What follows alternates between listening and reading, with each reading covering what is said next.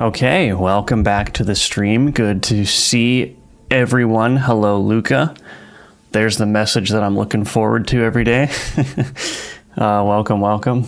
So in this stream, my hair is wonky.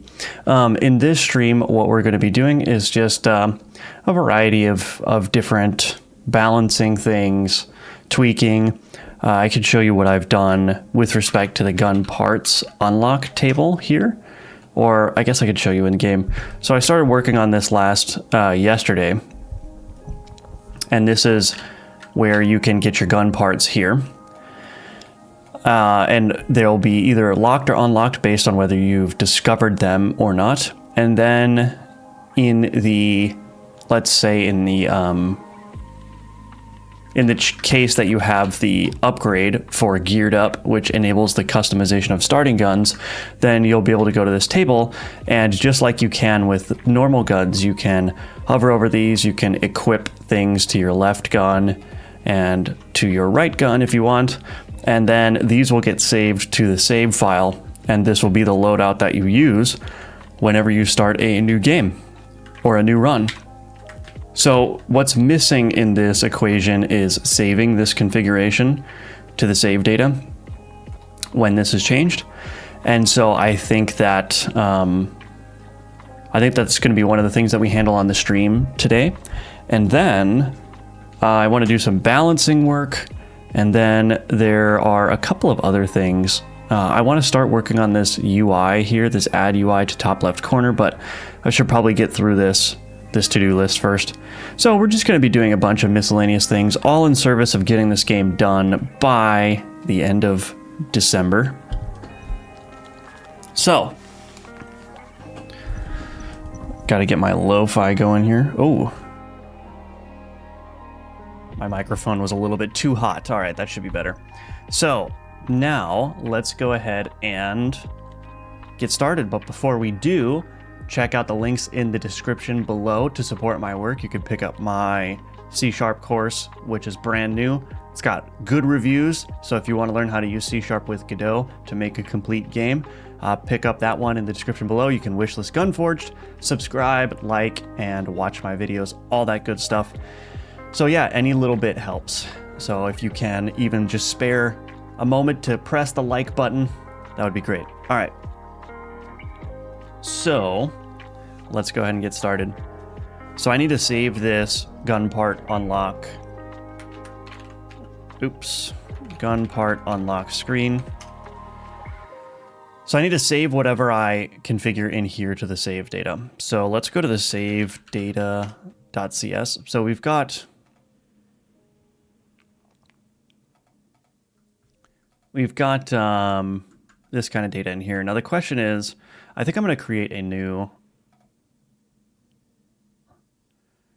player data class in here.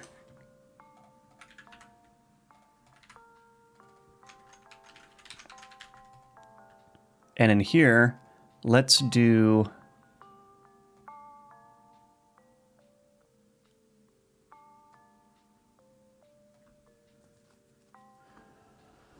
I'm kind of debating what I want to do in here. Let's just create a separate JSON property for each of these things. So let's do, I don't know, left barrel ID, something like that. Public string left barrel ID.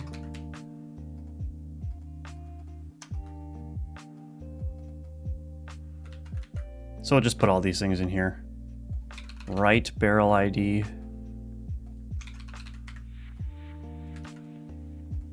Okay, and then let's do left receiver ID, right receiver ID. And then let's go ahead and do the last one, which is the magazine.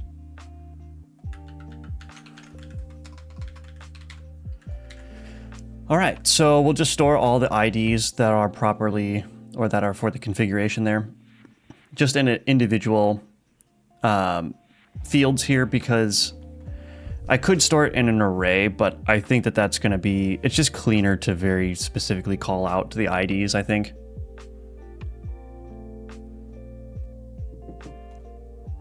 Okay, so in our save data, let's go ahead and do JSON property, player data, public, player data, get, set, new. Hello, Vivek. What else do I need to make a game like besides GDScript? I want to have some basic leaderboards, in-app purchases, no multiplayer. What else do I need to learn? That's a good question. So admittedly, I don't know what the appropriate solution for a leaderboard is. I can tell you how I'd initially approach it, and hopefully that will help. I don't know anything about in-app purchases, so I'm kind of the wrong person to ask about that. But for leaderboards, what you need is you need some kind of database. You need some kind of probably API server, some kind of player authentication. I don't know how deep you want to go with it, because if you're not making a multiplayer game, then that means that you're going to have no server authority, which means that a leaderboard doesn't need to be super secure, because people can just cheat and change their numbers or change the memory or whatever for the score. So you don't need to make it super secure. So I would look and see if there's a pre-made like leaderboard service that you can use to host your leaderboard data if you don't need it to be super secure. And then what you'll need to do from Godot's side is you'll probably need to make like an HTTP REST request to the leaderboard endpoint with the data. So I would learn. So I'm kind of going all over the place because I don't know what leaderboard functionality looks like in games typically, but so that's what I would look for. I would look for an out-of-the-box leaderboard solution that you can use, something that's free, or maybe you might have to pay a small amount for it monthly, and then that service should have some kind of documentation on how to make a REST request to that, which you can do with Godot. So that's kind of where I would start, and hopefully that helps. Hello, VRTS. Likely won't be watching the stream for long, but wanted to stop in and express my gratitude for the great work. Thank you. I appreciate that. The way you cover topics resonates with me, and I sincerely appreciate it. Well, thank you. I appreciate your message, and thanks for tuning in just to say that. It's very nice. And I'm super happy to hear that that you like my work, so yeah, thank you. Okay, so this player data is...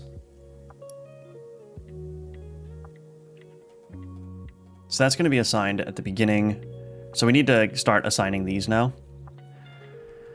Let's go ahead and... How do I want to do this? I'm going to create in my save data manager. Or save manager, I guess. Public static. What's up, dude? Michael, or is it Mikiel? I don't know how to say that variant of your name, but welcome. Good to see you.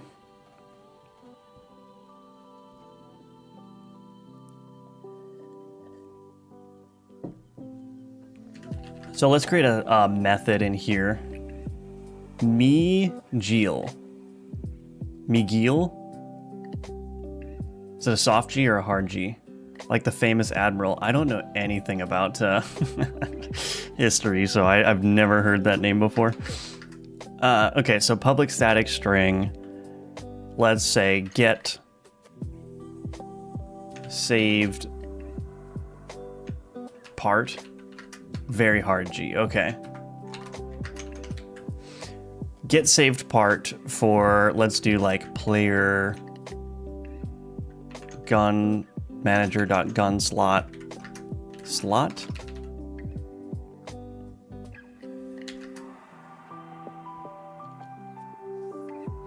Oh, I'm gonna need to figure out gun part type.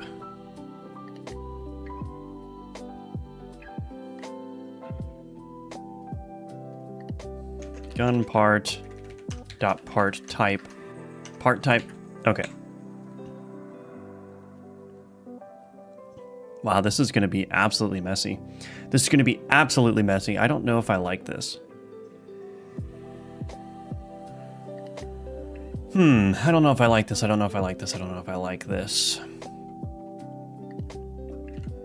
because it's going to end up looking something like this. If slot is equal to player gun manager dot gun slot dot left, then we're going to do var id equals part type switch. Part type, or gun part type dot barrel. Then we're going to do the save data player data dot left barrel ID. I guess this won't be terrible. Receiver left receiver ID magazine left magazine ID. Cool, and let's return ID.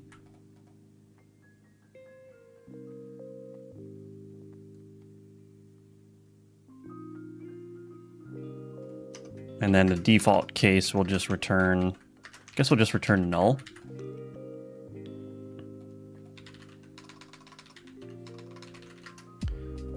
Cool.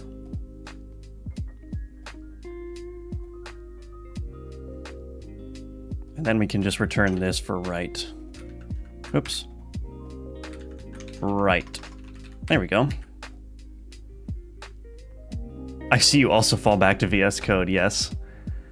Yeah, I like VS Code. I don't know what it is. There's something about it that just makes me feel good.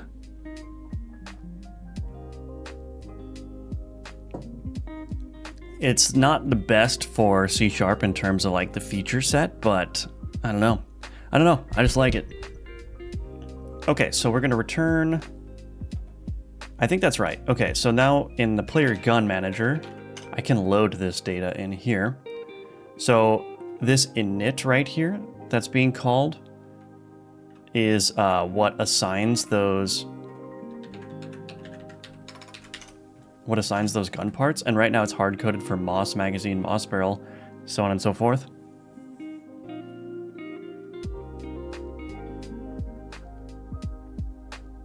Where is it wait, is it not doing this shotgun barrel anywhere? Oh, that's weird.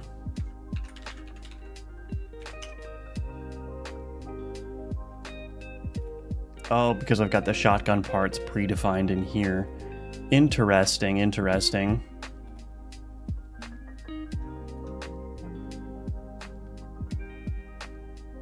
Let's remove those from the player. This initialize here. Add gun part current slot. Okay, let's actually change this. So let's do var right barrel is equal to save manager dot get saved part gun slot dot right, and then this is the gun part dot part type dot barrel. Okay, and then we need to do the same for right magazine, and then right receiver magazine receiver.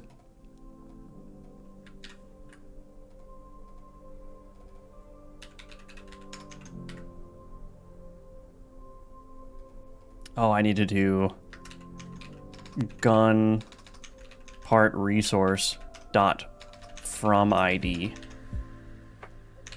And this can actually be null, so that means I need to default it to Moss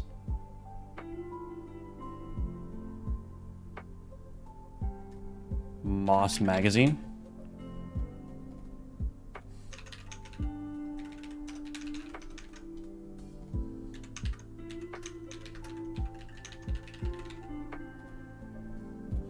Gun part resource.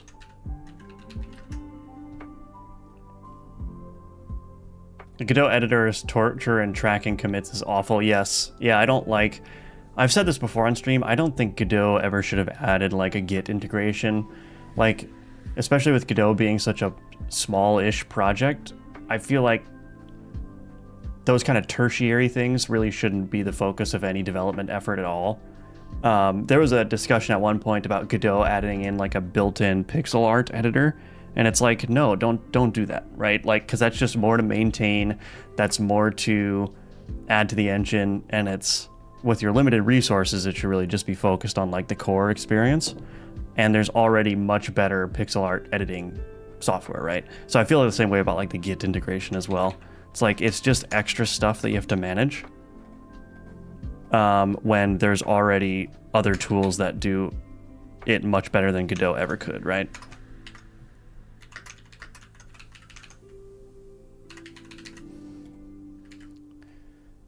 Actually, I'm going to look for the playlist. I don't know how YouTube streamers work, but should I use a browser without ad blocker? How do I help you monetize?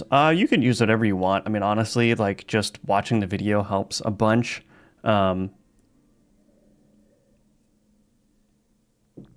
Obviously, yeah, if you do have ads, then that will help. But you know, I'm not making a whole lot of money from these streams.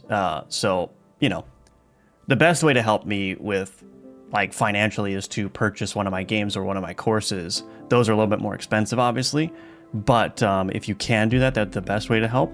But otherwise, you could just sit back and enjoy the stream. I'm not gonna be you know, stickler about gotta make sure I'm maximizing the revenue here. But I appreciate the thought for sure. VS Code has support for GDScript. It does through an extension, I believe.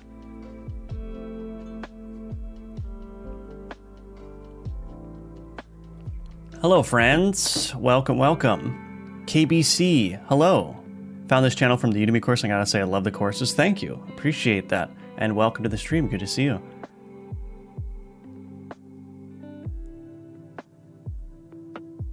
I do not have a Patreon, but I do use Brave browser and ad blockers, and I have a pie hole on my network. So I can't really be the one to say, like, turn off your ad blockers, because it's like, yeah.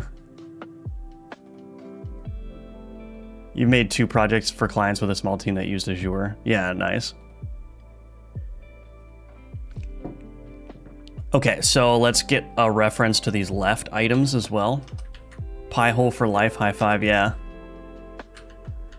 I like the pie hole. It's really great for mobile especially, right? Because then you can just, like, you know, sometimes apps will open websites in like a web view, which is not, it's just kind of like the built-in OS web viewer. And because the pie hole is active, it'll block ads in that, which is awesome.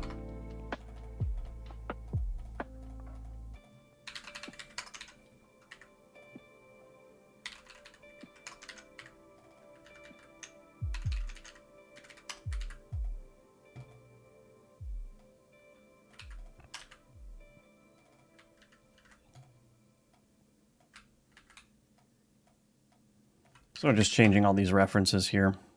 I'm sure there's a nicer way of doing this, but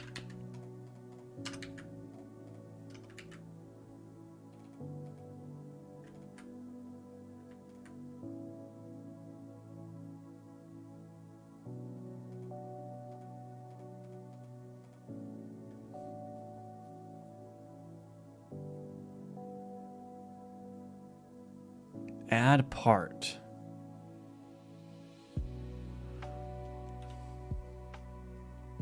I'm just making sure that this is going to work. I think it's going to be fine. Current gun dot attach. Oh yeah, right. Okay.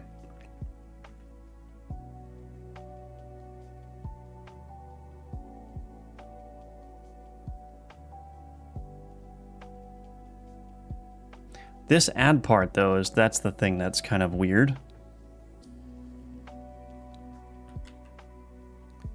Add gun part. Add part. So it looks like it's changing the hand left position remote path here. Remote path. Where is this being used? Remote path. I think that there might be an issue here, but I'm not entirely sure. Oh, it's just reassigning the... Okay, never mind. Yeah, it's not going to be an issue. Should be fine. This code is pretty battle tested. I haven't changed much of this code at all for like 2 years, and there haven't really been any problems. So I'm just going to assume that everything's working correctly and just not go down that rabbit hole. I stopped maintaining your... Yeah, the Pi hole got tedious. It can be. Yeah, it's on a Raspberry. I forgot what Raspberry model I have. It's a couple years old now, but... yeah. On mobile at SFU. Whoops, mobile ATM. Yeah. The thing that's nice about the Brave browser on mobile is that you can go to various sites and avoid the ads as well. I don't know why I'm so attracted to game dev. I know it's hard, plus a big gamble to spend like 2 to 3 years on a game with little chance of success, but I still am hooked to it. Yeah, I mean, I think that's a good place to be in. I've been making games for a long time, despite the fact that none of them, I wouldn't count any of them as being commercially successful, but I enjoy making them. And part of the fact that they are long-term projects makes them even that much more satisfying to finish when they're done. So yeah, I think that if your goal is to make money with game dev, I think it can be really stressful and not as fun. But if you're having fun with it, you know, like the majority of my income now that I'm not employed is coming from the Udemy courses. So I stress quite a bit about making sure that those are high quality and that those are being marketed properly.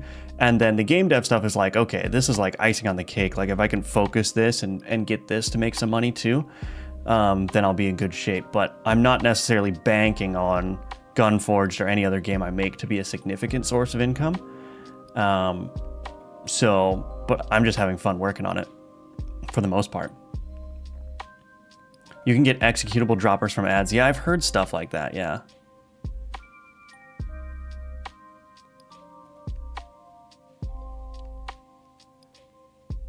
Yeah, I think this is great. I mean, I think I would add just a little tiny thing to this, which is that your first project shouldn't take multiple years. I think, you know, the advice kind of in game dev circles is start participating in game jams. You can go to itch.io's game jam calendar and see there's all kinds of really big jams and all kinds of really small jams. It doesn't really matter.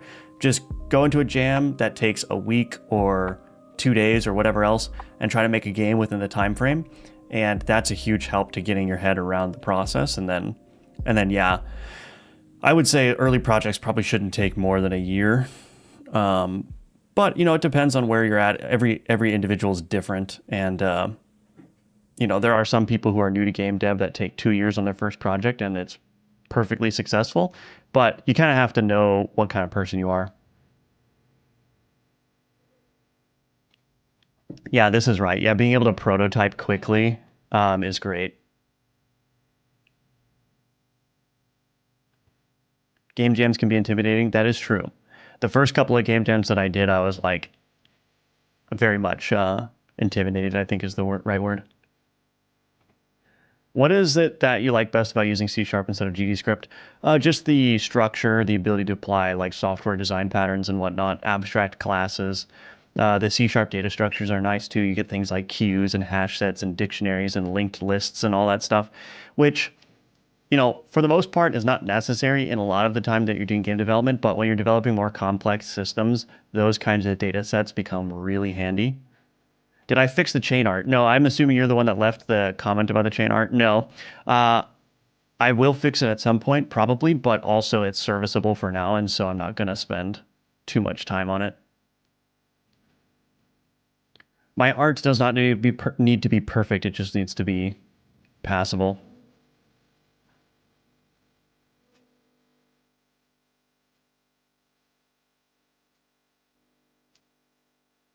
Okay, so let's go ahead and see if this works.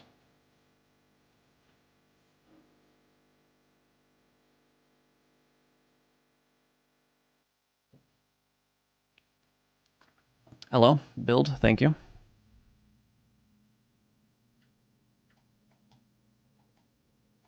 Okay, this seems to be working, except I reversed these on accident, I think. So these...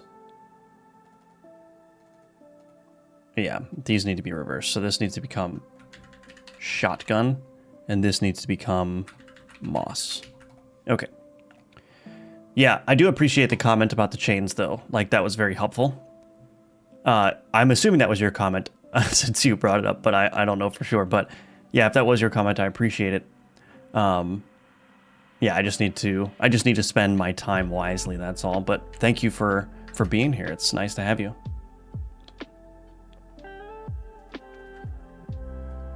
Okay, so we've got that working. So now we need to actually save these things. So in my save manager, let's go ahead and do public static. I'm gonna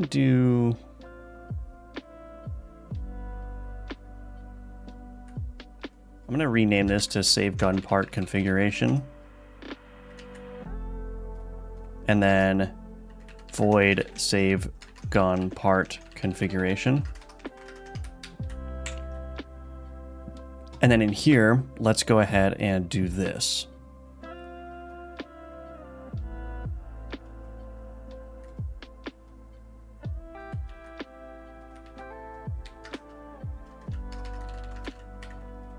Goodness. All right, so I'm going to need to do the same thing in here.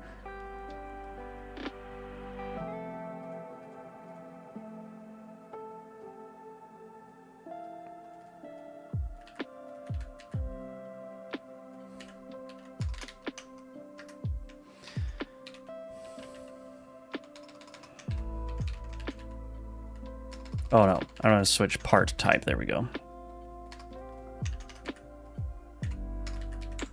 Case, gun part type, dot barrel. We're going to do save data dot player data dot left barrel ID equals ID.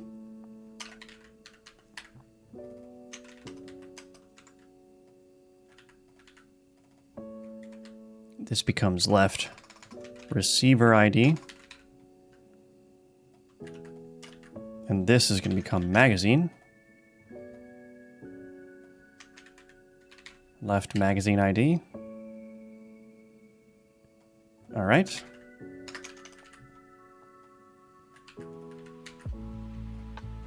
Then this all needs to become right. Okay, I think that's fine. So now when I go into this gun part unlocks screen here, this is where it can save that data. So when I call equip gun part here, we've got the gun slot that's happening, and then we've got the gun part resource here.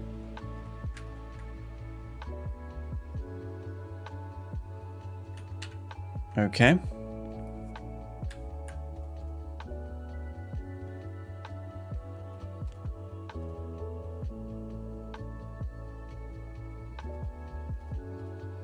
I wonder if I should just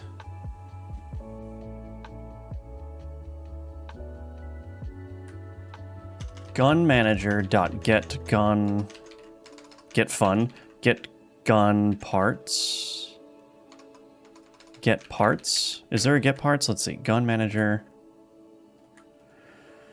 Is there something that returns the nodes for me? Gun part resource. Because what I could do is just save the entire configuration here.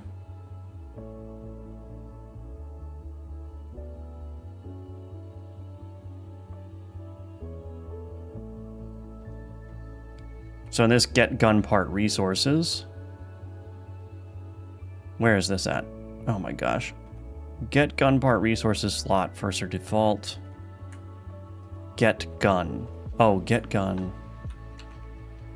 So can I do this? Gun manager dot get gun at slot dot get parts. Right, so that gives me the list of all the gun parts. Cool.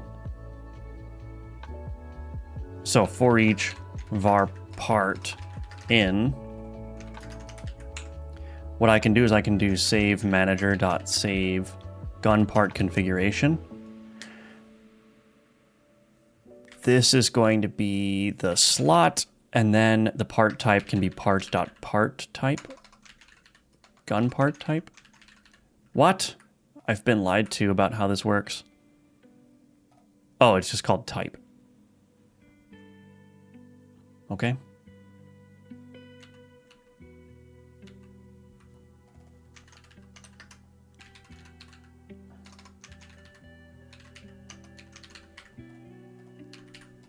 So I'm just going to iterate over all the parts that are on the current gun after it adds the new part, and then it's just going to save all of those IDs to the save data. And then I'm also going to call save manager.save here after all that stuff gets written. So let's go ahead and see if that works.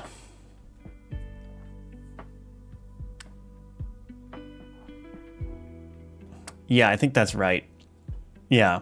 You can get a free feedback is the best thing. Honestly, I learned more about how to make a game for an audience from doing game jams and reading the comments than almost anything else. So that's definitely a very good point.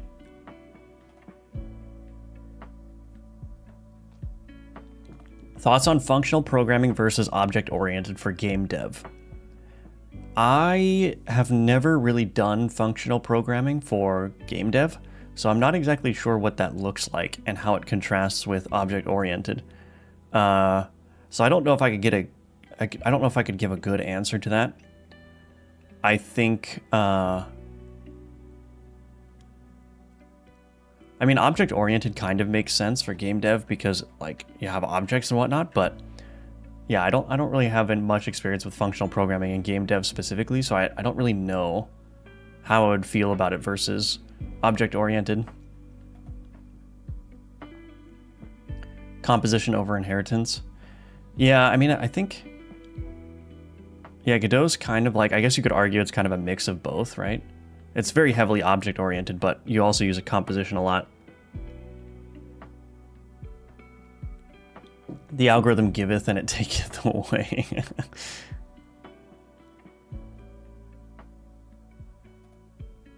All right, VRTS, thanks for joining. Very much appreciate it, and hope to see you. Hope to see you in a future stream. Have a good day. Hello, Cody. Oh wow. Did you do the art as well? Yes. Everything you see on screen is mine, but I don't. Disclaimer: I think this hub room is going to change. There's a lot of stuff that I want to change with respect to the art, so just got to find time to do that. It's a lot easier to maintain a large project using composition. Yeah, I mean, here's my player. Like, these are all like different components and whatnot.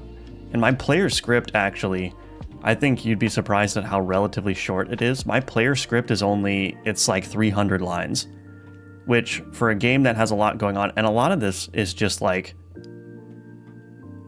almost like 75 lines are just defining references or getting references to all the nodes that I need to use. So it's like, but that's because a lot of the complexity has been offloaded into like a lot of these separate components and chunks here. So I'm finding it very easy to quickly generate content for this game because of using the composition.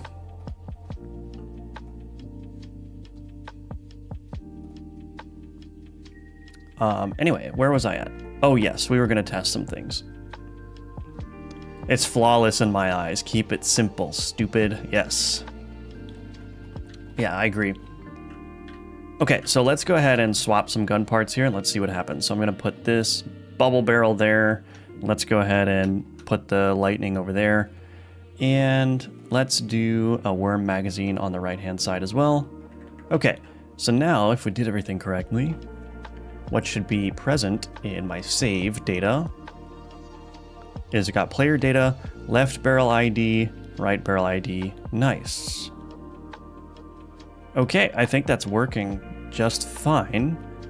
And so let's see if we close the game, if this will load up correctly.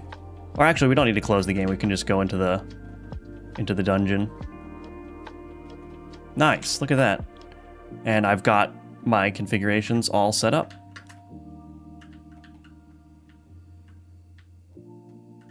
Nice. So that's going to be really cool to be able to set up your own starting build.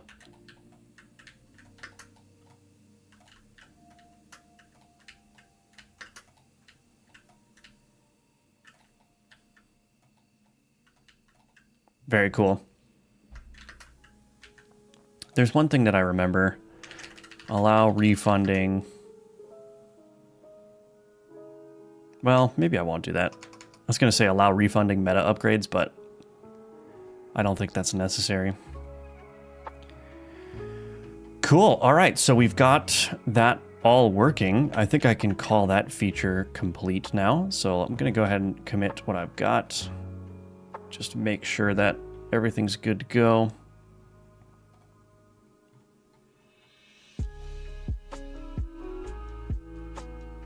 Cool. Save and load player gun configurations. So we'll commit that. And let's go ahead and move on to the next thing, which is we want to modify this enhanced combustion passive. So last stream, I showed how ridiculous that passive can be. And so I'm going to change that a little bit. So this oil fire passive. So there's a couple of problems with this. One, it applies whether you hit fire on an oily enemy or oil on a fire enemy. So that's a problem. Also, it was doing ridiculous amounts of damage.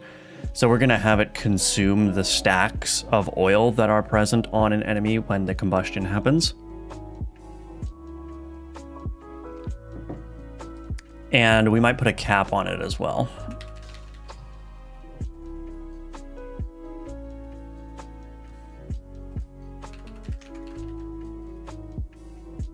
Currently it has a max stacks of 0. I could keep it. I don't know. Let's just try these changes first. So what do I have noted here? Also make it explicitly ordered. Fire needs to be applied to an enemy with oil stacks. So yes. So on entity collision here, what are we looking for? This can apply. Event gun stats. We're looking for a gun that has the fire affix. So we'll just get rid of the oil or fire affix. And status receiver.has status, oil status. So has this already been applied here? I think so, right?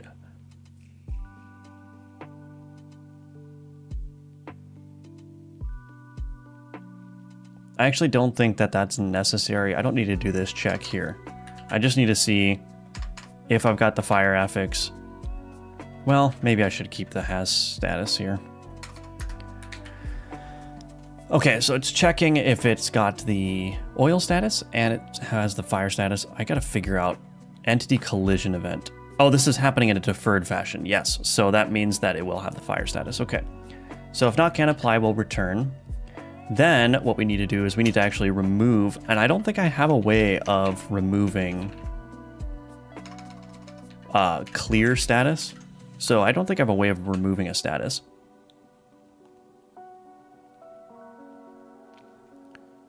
On status died.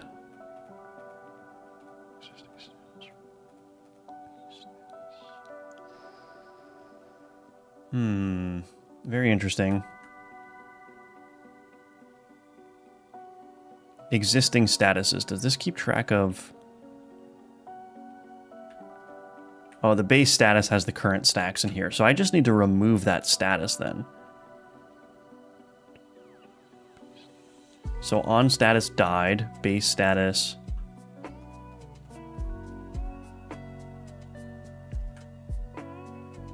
Died event handler.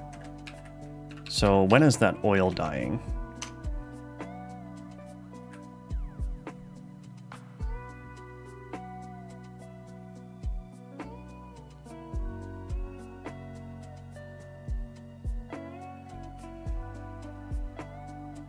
So it's emitting that died signal there. Okay. So on timer timeout for so yeah, I need to probably do this. I need to, on my base status. Let's see. So we extend base status here. I think what I want to do is I want to create a public virtual void clear here. And what clear will do is that will be called whenever the thing ought to be cleared. So Oh, am I going to have to change all my statuses? Probably.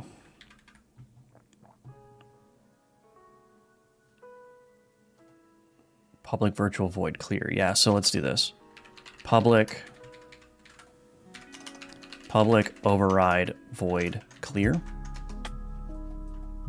Put that code in there. On timer timeout, we're going to call clear. But then the benefit here is that in my status receiver component, I can say get existing status.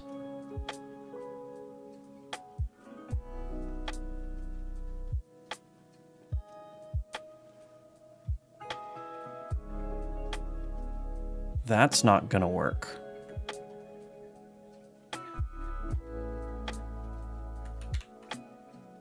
Oh wait, emit signal died. Oh, right. I think it's gonna be fine, actually.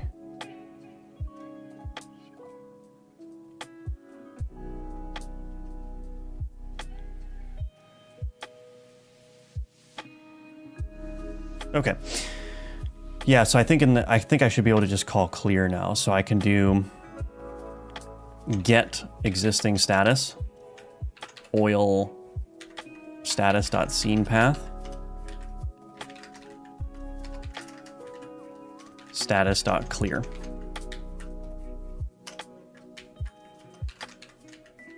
I don't think I need this null check, but I'll just do a null check anyway. All right, let me catch up with chat here. Ooh, guys are talking. All right, Marcus. Hey, I'm new to game dev and Godot. Should I start with GDScript or C#? I have programming knowledge in PHP, Python. GDScript is easier. There's less to set up. You don't need any dependencies.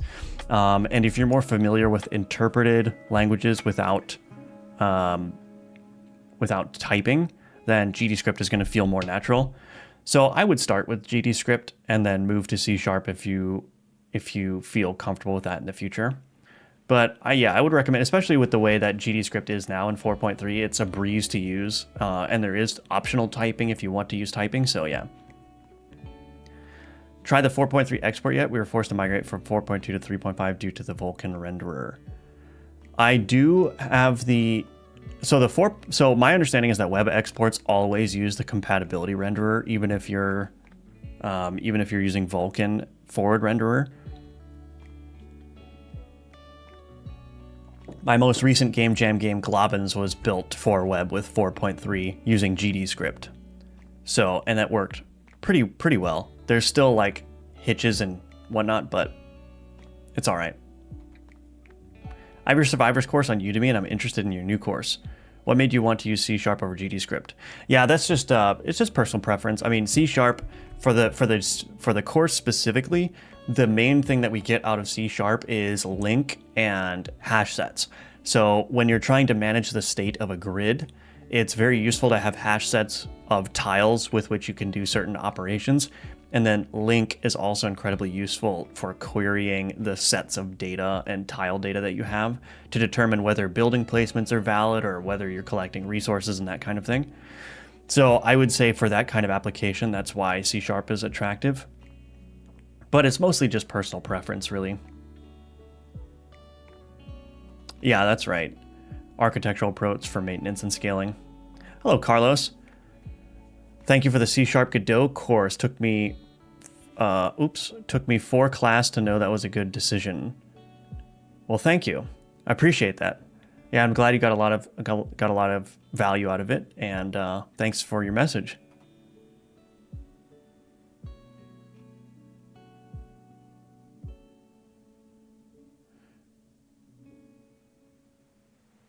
Let's see.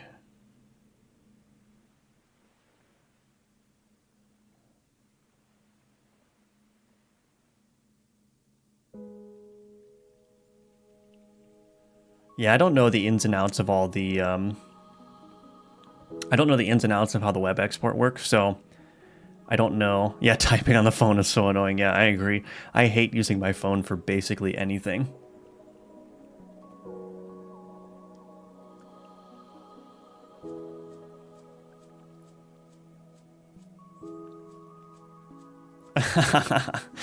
Yeah. Yeah, I don't know much about the WebGL renderer, honestly. I'm using compatibility mode for Gunforged. It's not going on the web, but I had a lot of people have problems with Vulkan on the demo, so I'm just going to use compatibility.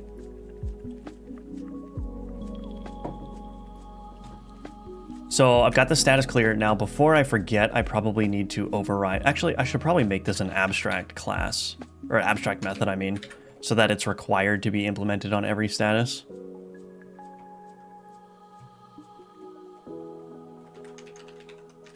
Yeah, that's probably a better decision. Public override void clear. That's fine though, because most of this is just going to be finding the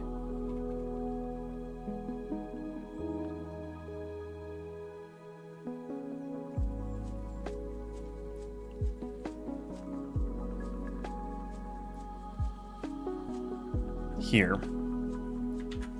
Just finding the code that's basically clearing it and then just moving that into the clear method. Public override void clear. Pretty straightforward. Poison status, we're going to do the same thing here.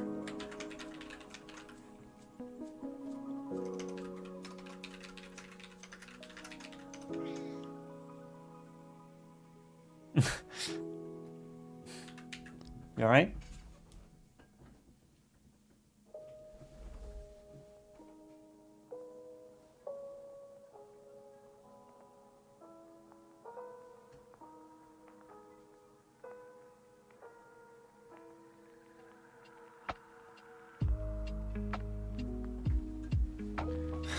Cat just woke up from a dead sleep and meowed at me, so I was like, ooh. He's had some health difficulties, so every little thing is like, is this a problem? So, sorry for that delay.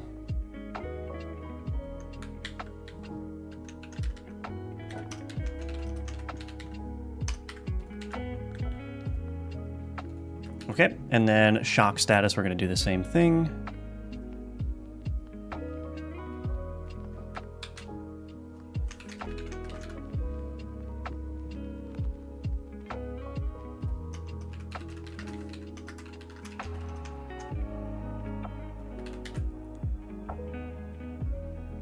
Okay, I think I've updated all those. That should all work. I didn't really change much. So they can call clear internally, or I can call it safely just on the status itself. So I can clear the oil status there. And then that's going to consume the... Now I could get the number of stacks as well and maybe change it to deal damage based on the number of stacks.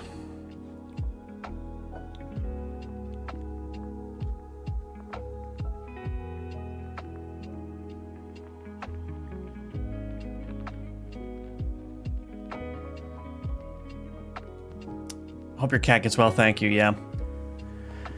Yeah, cats are great. I am dreading the day where my current cats are no longer with me. That is not a happy thought, but we won't think about that. There's a 3.6 update recently with affixes and stuff.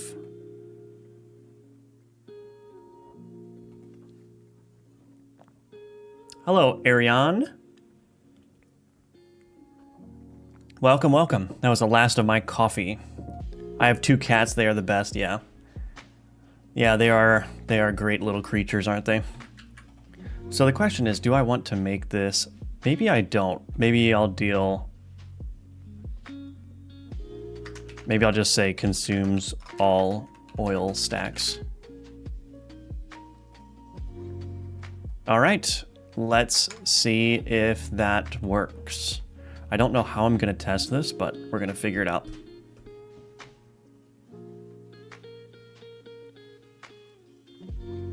Hello, Emmanuel. Welcome, welcome. Good to see you.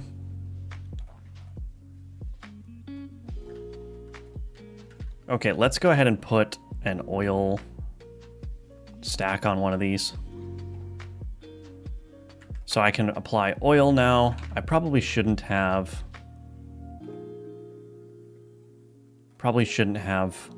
another status like poison. And now I just need fire. So add rune 1. Spawn rune. That didn't work. Now I gotta find some fire. Spawn rune. Is that not working? Hold on.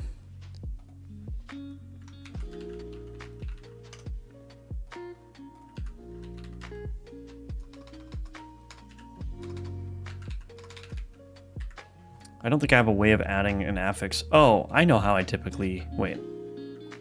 I know how I typically test these things.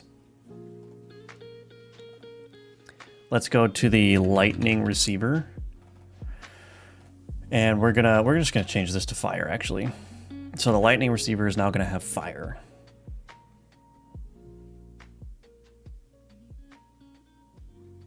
It's always interesting to see the internal dev tools people code in their games for testing. Yeah, I agree. I mean, there's a lot of cool stuff that people do. Mine are very, I mean, maybe this is true of basically everyone, but mine are very hacky and incomplete.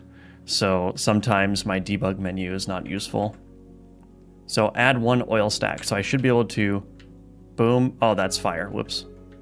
Okay, so if I add an oil stack, let me add an oil stack. Okay, there's oil, and then... Oh, I forgot to add the passive. Okay, so now I've got the enhanced combustion.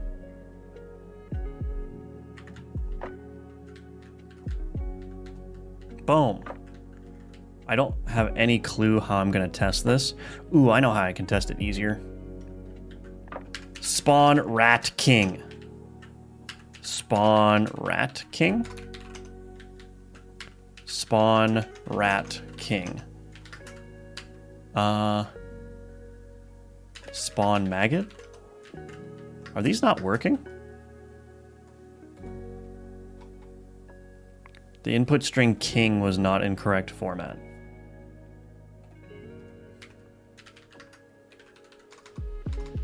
Do I need to supply a number? Oh, there we go. So now oil, and now subsequent hits don't damage him. Okay, that feels much nicer to me. Still maybe need an internal cooldown, or I could make it deal damage based on the number of oil stacks. The problem is I don't really have a good way of surfacing how many oil stacks are on an enemy. So I don't really want to make the mechanic based on how many oil stacks are on something, but it is consuming the oil stacks, so that way, you know, you can't just get repeated hits. You'll have to reapply your oil onto to get the benefit.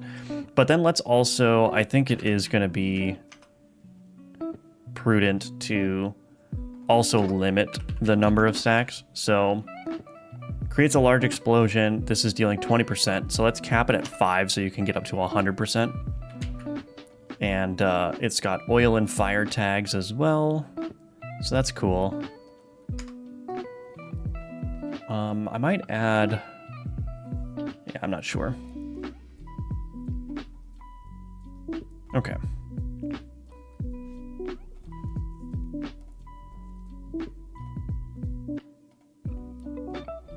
That should be fine. I think that's going to be enough. Okay, let me do some playtesting just to make sure that I haven't destroyed anything in my game. First time on stream, Gunforge is looking amazing. Are those commands Lua scripts? No, they're not, actually. First of all, welcome to the stream, Charles. They are, let me just pull this up really quick. The debug console, it's very, very simple.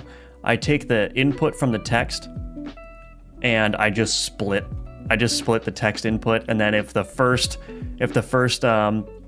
word is spawn, then it goes into spawn and it passes the rest of the string arguments here, and then it's very naive in terms of like checking the arguments and everything.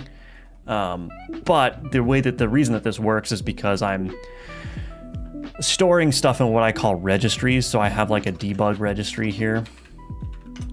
And this debug registry, it basically scans the file system and it loads all of the entities, it loads the environments, it loads all the loot kind of stuff. It loads the loot and yet it doesn't work. Interesting. But yeah, so it just scans the file system, and then basically if I put in a name that matches a scene file that's in my project, it will spawn that scene. So it's very, very basic. I have a loot registry here, but for some reason...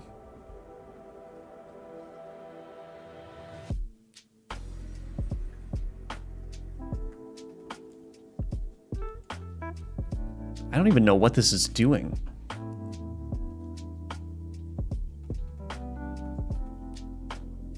Spawn.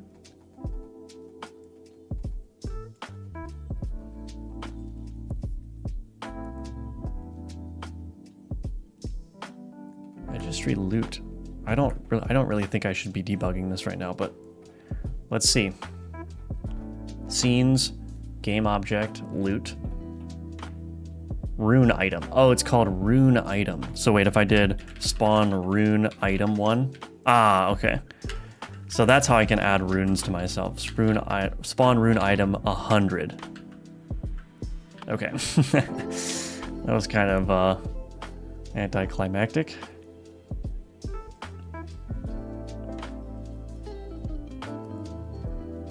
Have you considered making a Discord server? Yeah, I get asked that question quite a bit. I just don't have the time to manage a Discord server. I would be largely absent from it for large chunks of time. So maybe eventually, but yeah, it's a little bit too much for me to manage at the moment. Colorful folders or some add-on? No, that's actually some default Godot functionality. Somebody on my stream yesterday alerted me to that.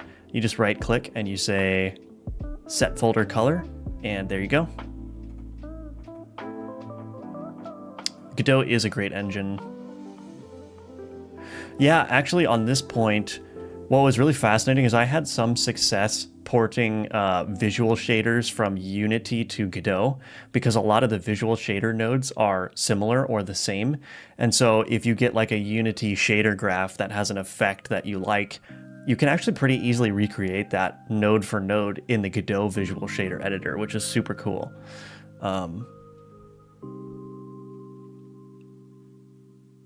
You're welcome, Charles.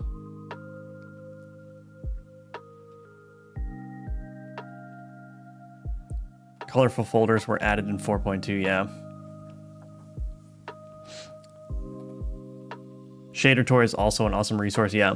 Also, I will just throw out, like, ChatGPT is also really good at writing GLSL shaders. Is that what they're called? Godot shading language?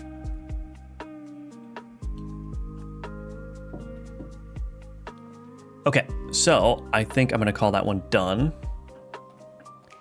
Tweak, oil, fire, passive. So that's much more reasonable there. I need to also add internal cooldown.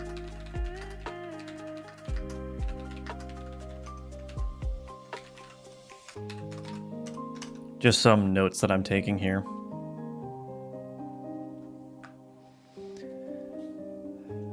Okay, what else do we have to work on here? Maggots can get stuck. Yeah, this one would be interesting to work on, this add internal cooldown to totem affix, because I currently don't have a way of managing affix triggerability with timers or cooldowns. So that's going to be interesting. Enemy that throws bouncing bomb. We could maybe do an enemy that throws a bouncing bomb. Update death screen to show how much gold is being taken. Yeah. I basically got to get through all these to-do list items before I refill the to-do list. So...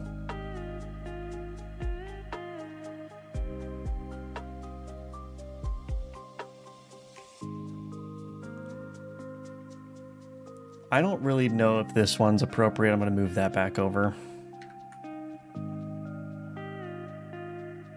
I think the death screen, I'm going to rework the death screen, just generally speaking. Pause menu can undo pause of other screen. Maggots. Yeah, I know. Let's do internal cooldown. I think that's one's going to be interesting to work on for the stream, because there's going to be a lot of interesting challenges with this one.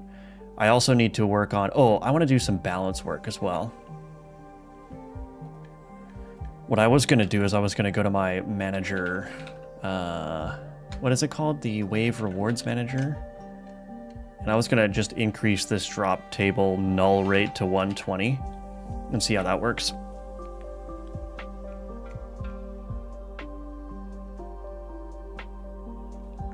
Slightly decrease loot drop rate. I don't think linear changes are gonna help here, but we will see.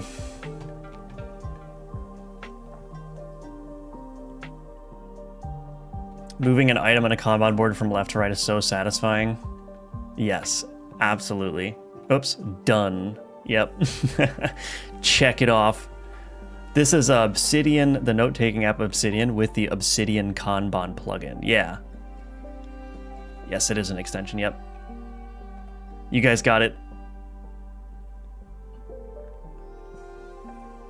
Okay, so before we get started on adding internal cooldowns to affixes and their trigger ability, I'm gonna go take a quick break. I'm out of coffee, so I'm gonna go get some water or something. But in the meantime, check out the links in the description below to support my work. Any amount of support, whether liking, subscribing, watching my videos, or purchasing my courses, is greatly appreciated. And yeah, I'll be back in just a couple minutes and we'll continue working on Gunforged.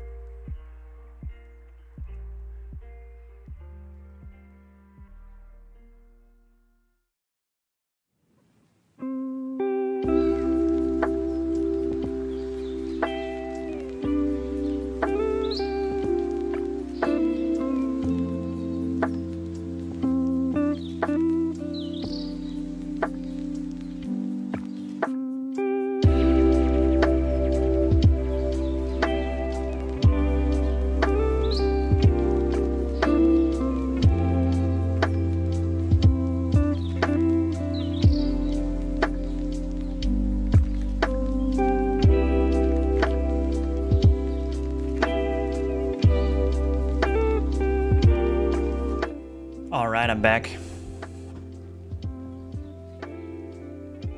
Let's see.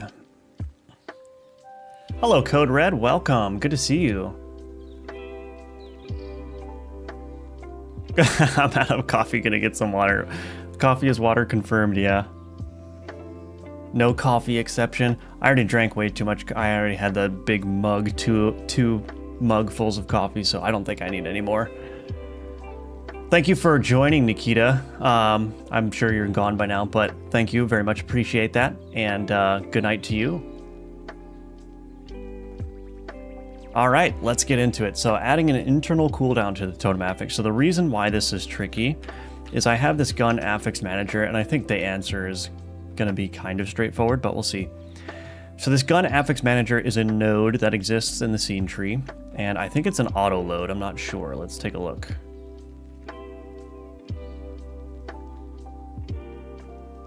Is it not an auto load? Where is that used? Gun affix manager. Let's see, view owners. Oh, it's underneath game events. Okay, so it's just included with the game events node here. So basically what this gun affix manager does is it's a single auto load node essentially that listens for various game events. And then when those game events happen, it will basically iterate over all of the affixes that are on the player's current gun and call various functions. So for each affix, when the player bullet is created, it will call on bullet created on each affix. If there's an entity collision, it will call the on entity collision for each affix. And each affix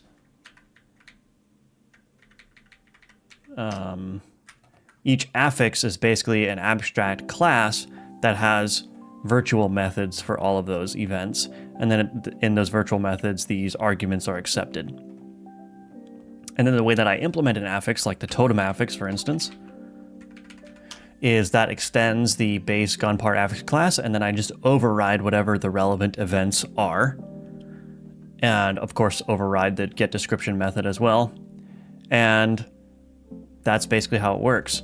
But the problem here is that these affixes, they're pure classes. So I don't have any way of doing like timers on the affixes themselves. And I don't think I would want to do that anyway, because it is possible to have multiple affixes on a single gun. And in that case, what happens is it basically like, so let's say I had 3 totem affixes.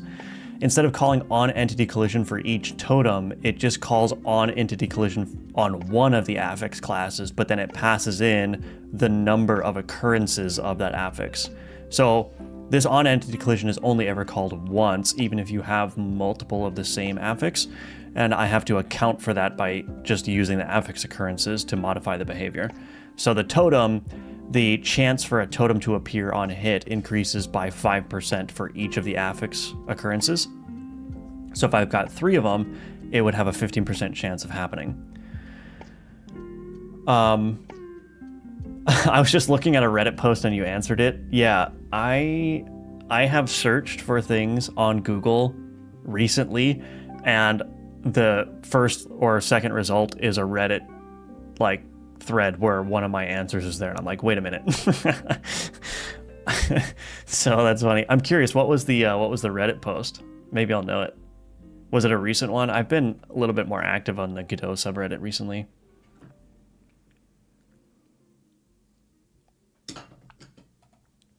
Okay, so we got to figure out how to make the timing work.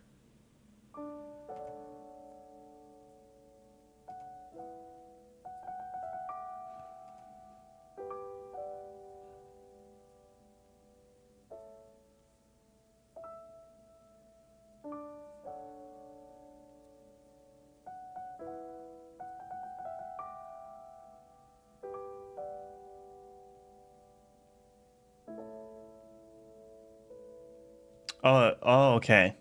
It was 2 years ago about checking if a cursor is inside an area 2D. Well, I hope I gave good advice. Okay, so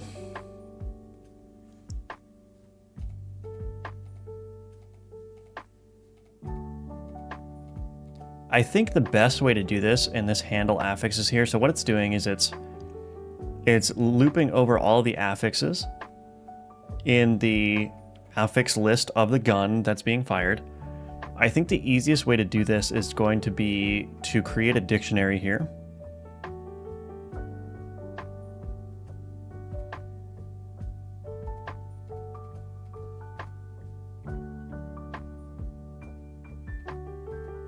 Counted occurrences, total affix count. Yeah, so I think what I'm going to do is I'm going to private. I'm going to make this really simple. Private dictionary type bool affix active. Well, let's do this. Affix internal cooldowns. So I'll just store a dictionary of cooldowns on this affix manager here. And this affix internal cooldowns, what's going to happen is I'll basically do something like this.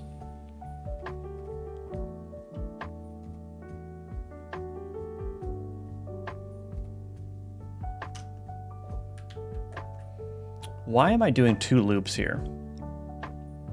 There must be a reason. Oh, I guess the first loop is to count up all of the affix occurrences, and then the second loop is to actually execute based on that. Okay, that makes sense.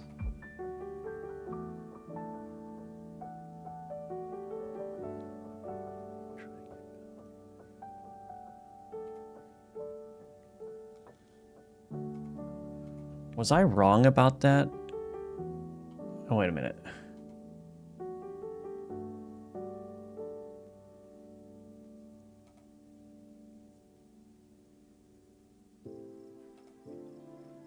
Sorry, I'm just going to look through. I was under the impression that this would only get called once, but I just need to make sure that there's nothing I need to do.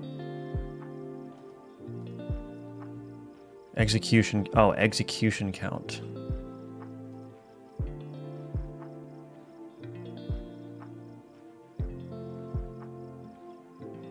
Maybe I was wrong.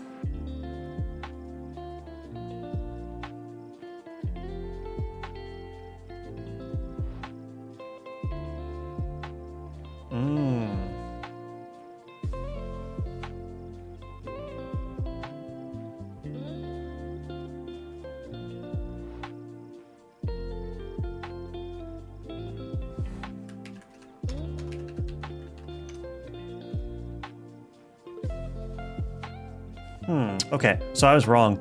These are always called. These events are always called, which means that for like poison affix, if you've got 3 poison affixes, then this is going to be called 3 times.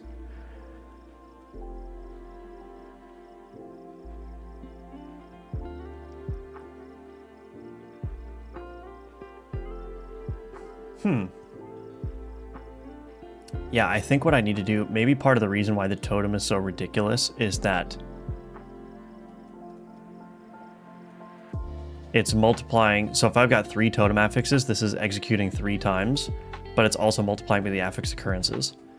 So that's kind of a problem.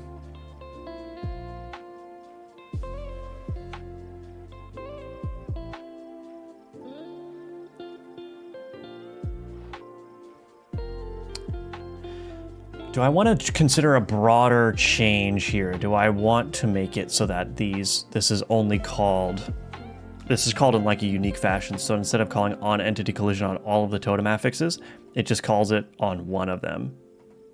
Do I want to do that? Do I want to do that? Do I want to do that?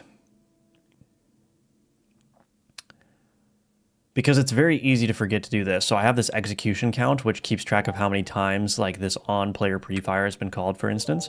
And this is how I essentially handle this case where I don't want it to be called multiple times, but it's very easy to forget that. So, but I could just do it here. If handler arguments.execution count is greater than 0, just return. But now I'm paranoid that I haven't done that correctly elsewhere.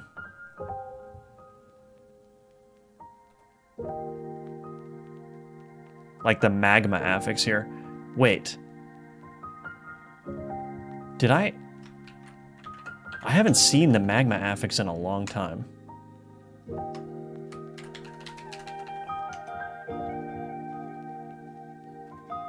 I never added magma here? What? I've been missing a whole freaking affix for a long time. Are you kidding me? Are you kidding me? Add adjusted item, tag count.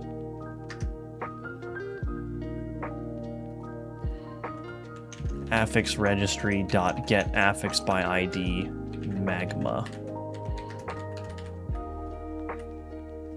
Yeah, I've got the magma affix here. I just never added it to the loot table. We've been missing a whole freaking affix from our playtesting. That's ridiculous. But also with the magma affix, I think that this also needs to have that execution count line included. So yeah, I kind of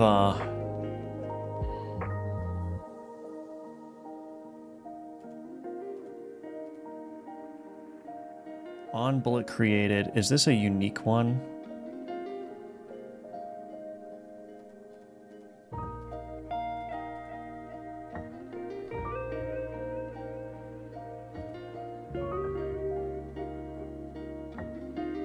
That one should be fine, the way that math is working. That one's fine.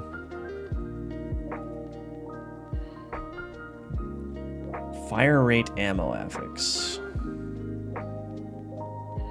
Is this one unique?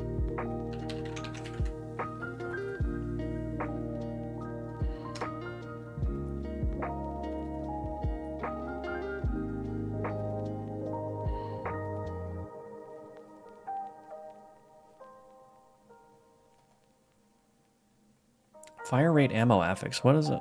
Oh yeah, is unique is true here. Why is that not being marked as unique on the resource?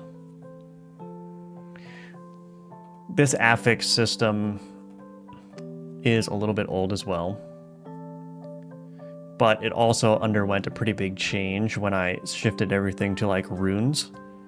So I'm not sure. Okay, well, we're just gonna assume that that's correct. Is unique is true, which means that it's never gonna execute more than once, so that's fine.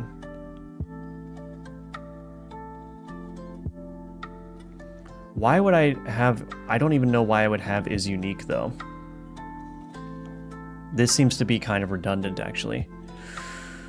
That's a very good question. If occurrence account is greater than 0 and affix is unique.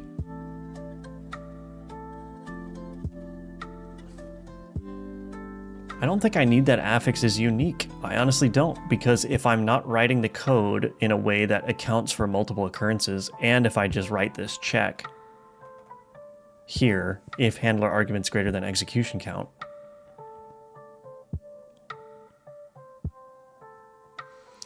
Well, I don't want to really rework my whole system here, but I think that's a little bit redundant. But, oh well. Yeah, these affixes seem weird. I think I should probably take a look at this. There's a lot of duplicate data. Some stuff could be put in the resources. I don't know. We'll see. Is that VS Code IDE? Yes, it is. Hello, Vivek. You were already here, so I don't know why I'm saying hello to you again. Why do devs go for pixel art? For me, it just irritates my eyes. Feels like I'm playing the game on 100 pixel resolution instead of 1080 pixels. You still have to anim pixel art. The reason I'm doing pixel art is because it's easy. So there's limitations associated with my own skill set. I can't make non-pixel art. I'm not good at art. So pixel art is easier and I can do it. It takes less time to produce.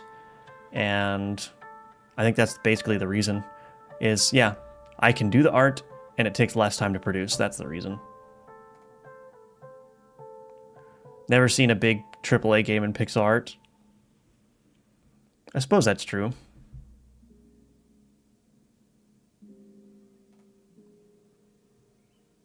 That's also a component. Yeah, there's definitely an audience that likes pixel art a lot. How do these registries work? Basically, it just uses the Godot file access API.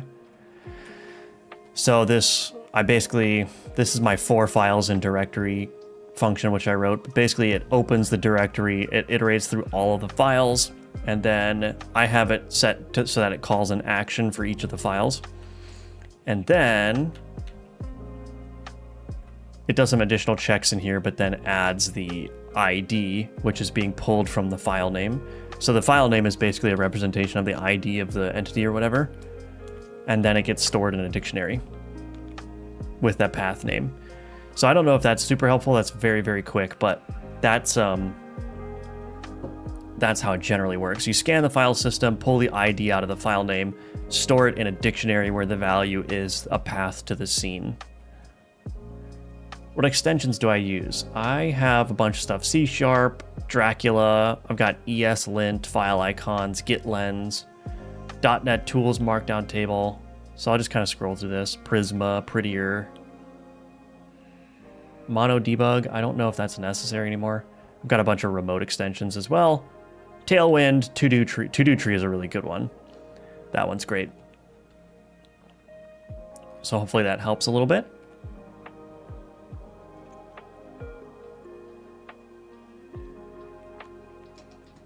Yeah, C# dev kit for sure. Absolutely. Does VS Code not have Git integration built in? It does, but I think the Git lens just gives you more stuff. Like commit history or like file history, I think. Should I transition to C# from GDScript? I would say no if you're comfortable with GDScript. You shouldn't really use C# unless you have a good reason to use it, or if you prefer it to GDScript. So either the only reason to use C# would be if you need it for some reason, like some performance reason, or if you just prefer it personally. Otherwise, I wouldn't transition away from GDScript, honestly. I love GitLens too. It also looks pretty, yeah. All right, so I'm just gonna continue clicking through these affixes here and just make sure that everything is sensible.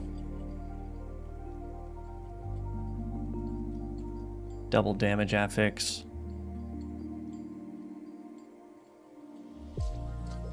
This is wrong too. So I need to put that same line there, because this is using that modifier here.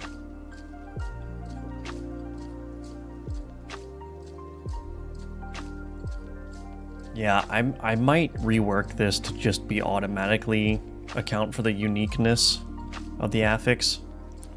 Or yeah, just always call this only once. And just make sure to use the affix occurrences, but yeah, it's a little bit messy here.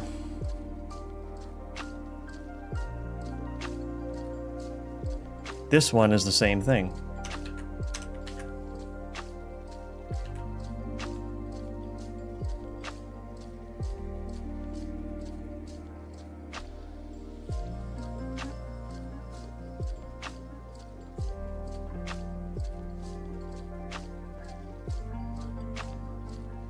This one is unique, so that one's fine. Bullets pierce through enemies. Set collisions remaining to 100. What is that? Oh, it's unique. Okay. Okay. I'm kind of tempted to rewrite this stuff a little bit. Like these feature tags too are a little bit...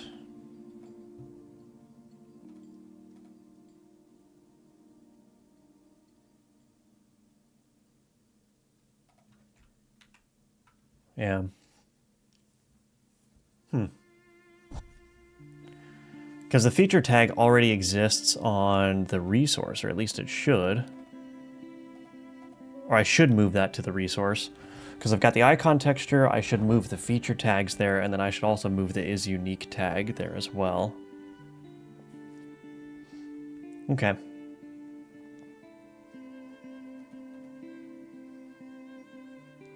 Well, I'm not going to worry about that right now. Just apply those fixes where I see them. Okay, so now back to the matter at hand, which is adding cooldowns. So I need to figure out a way of doing that. Again, this would be something that would be valuable on a resource. Do I want to go that far? Do I want to start moving this thing more towards the resources? Do I want to do that? Do I want to do that? Do I want to do that?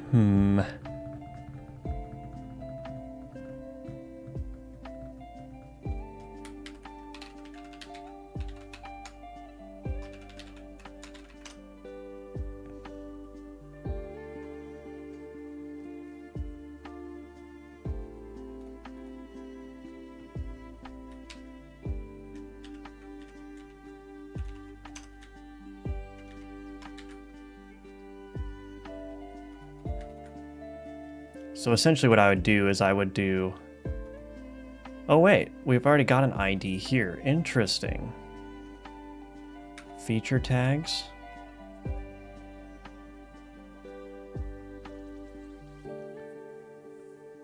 Okay, well, the thing I want is I want an internal cooldown. So let's just see if I can get that working with the resource here.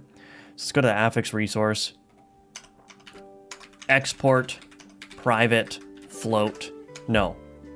Public, float, internal cooldown, get, private, set. We're going to leave that at 0 by default because that's how we do things. Resource path, get file, get base name. Okay, so we got the internal cooldown. So what's going to happen here is this affix internal cooldowns. I see. So what we're going to do in here is we've got the gun part affix here.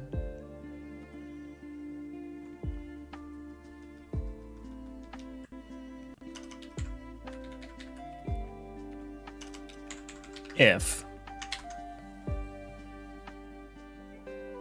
Do I want to use a dictionary for this?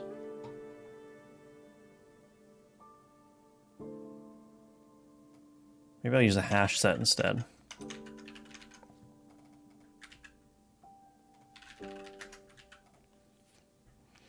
If affix internal cooldowns.contains affix type, then we are going to return, or not return, continue.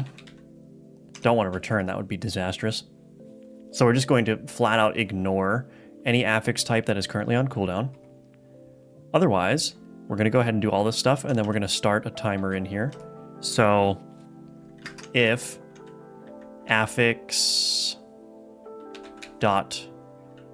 So we need a way of getting the resource, which already is there. Look at that. Wow, I thought ahead. So I can grab the resource like that. If affix.resource.internal cooldown is greater than 0, then we're going to do this.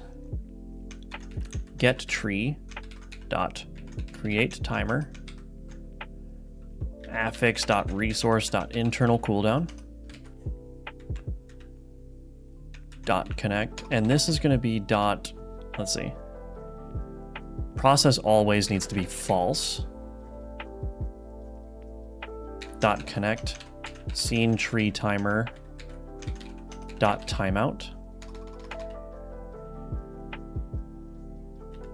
signal name dot timeout callable dot from, and we're going to go ahead and put a lambda in here. Private void on internal cooldown timeout. And then in here, we're going to pass in the type, which is the affix type. And we need to add this too. So we need to say affix internal cooldowns dot add affix type. Get tree create timer, blah, blah, blah. On internal cooldown timeout. And we'll pass in that affix type there. Okay. So then what we should be able to do is do the affix internal cooldowns dot remove affix type. I think that'll be that simple. So we're just maintaining a hash set of all the active internal cooldowns. We're reading the internal cooldown value from the affix resource. And if that's greater than 0, then we're going to create a timer with that internal cooldown and connect to the timeout signal with a callable that will then call the on internal timeout with the affix type. I think that's it.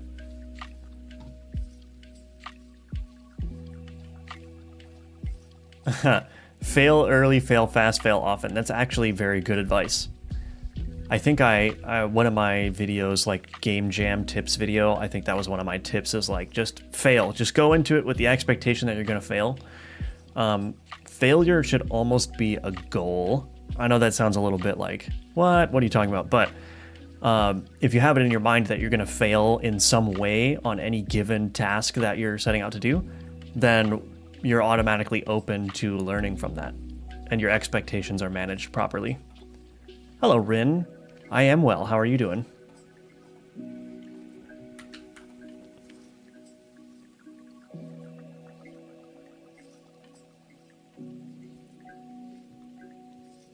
I was midway through your course when things get complicated. For the next course, try using a whiteboard, a pen to explain things like why are you doing stuff in a particular way. It makes things easy. Yeah, that's a good piece of feedback. Thank you. Yeah, I'm assuming you're talking about when we start getting into the building placement rules and everything on the C# course.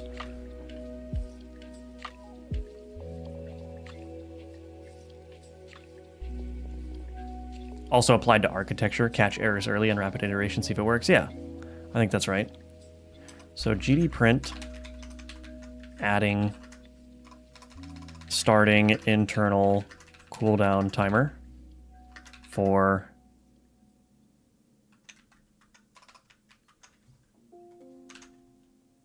well, I'm not going to go that complicated.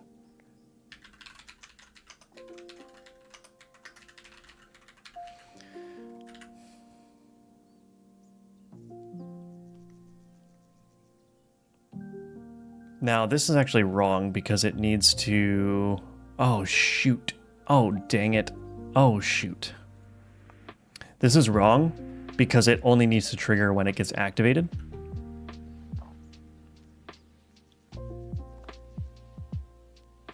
So I actually need to change this to a Boolean, which was going to let me return true if...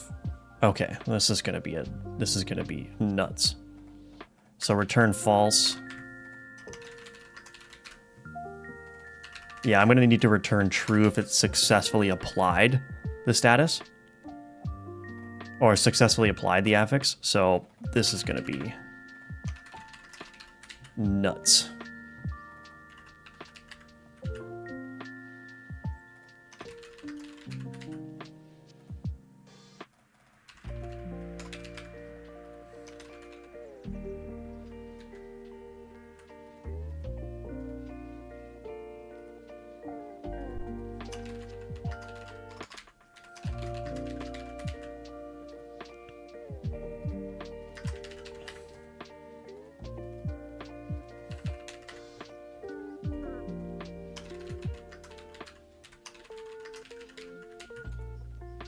Okay, just gonna have to go through and add a Boolean indicating whether this is successfully applied or not.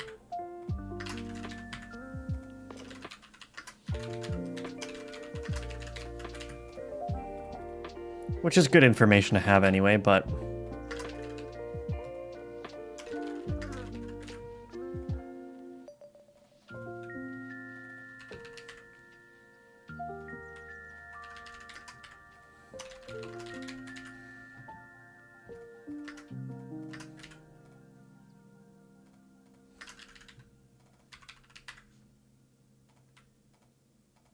This one's got a lot of returns, dang.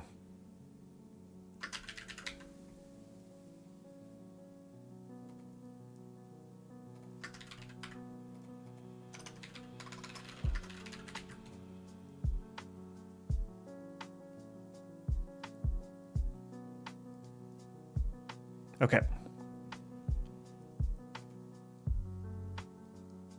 Not all code paths return a value.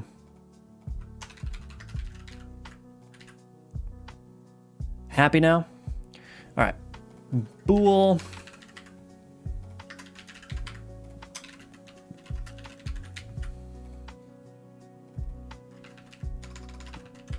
I was not expecting this to be this difficult. It's not difficult, it's just there's a lot to change.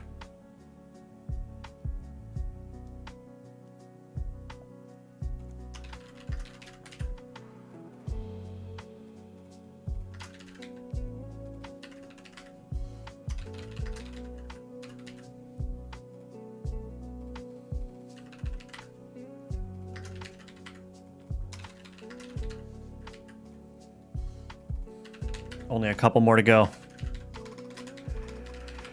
Goodness, goodness.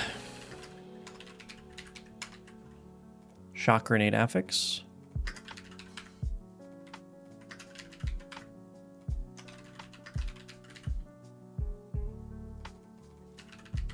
Okay. Those have all been converted to return true.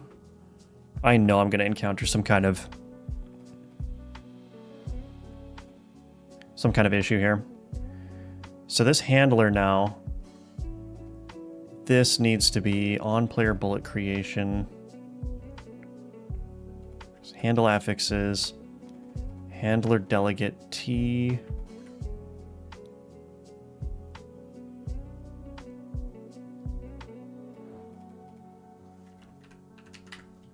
That needs to change to a Boolean type. And so this returns var affix applied. So that's going to be a bool, and then I can say if affix applied and affix resource. So now I have a record of whether that actually took effect, and if it did, then it will kick in the cooldown.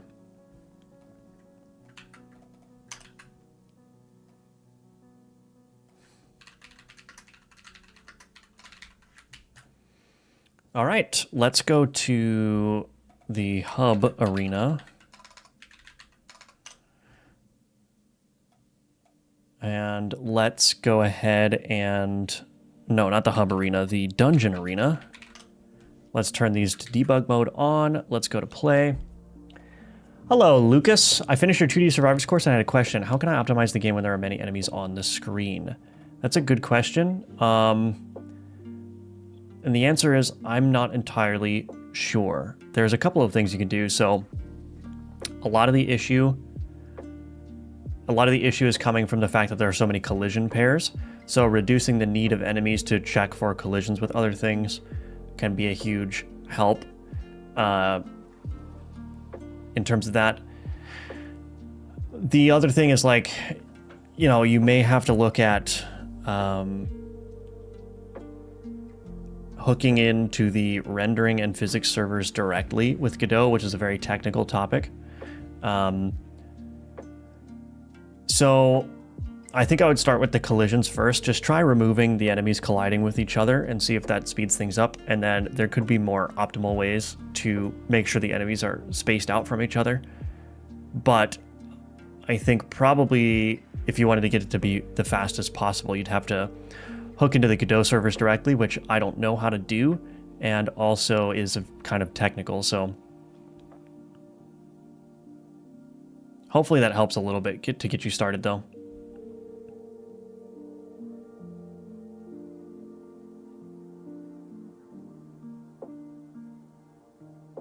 It gets complicated because it should not be learned instantly, but you go back to it while developing the other game on the same genre.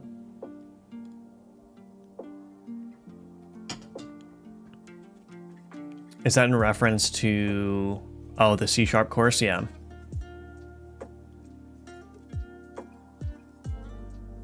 Let's see. What does question mark and question mark do in C#? That those are null chaining operators. So the first one is null chaining, and the second one is null coalescing. And basically what it means is that it's just a null check. So I don't know if I have an example ready to go.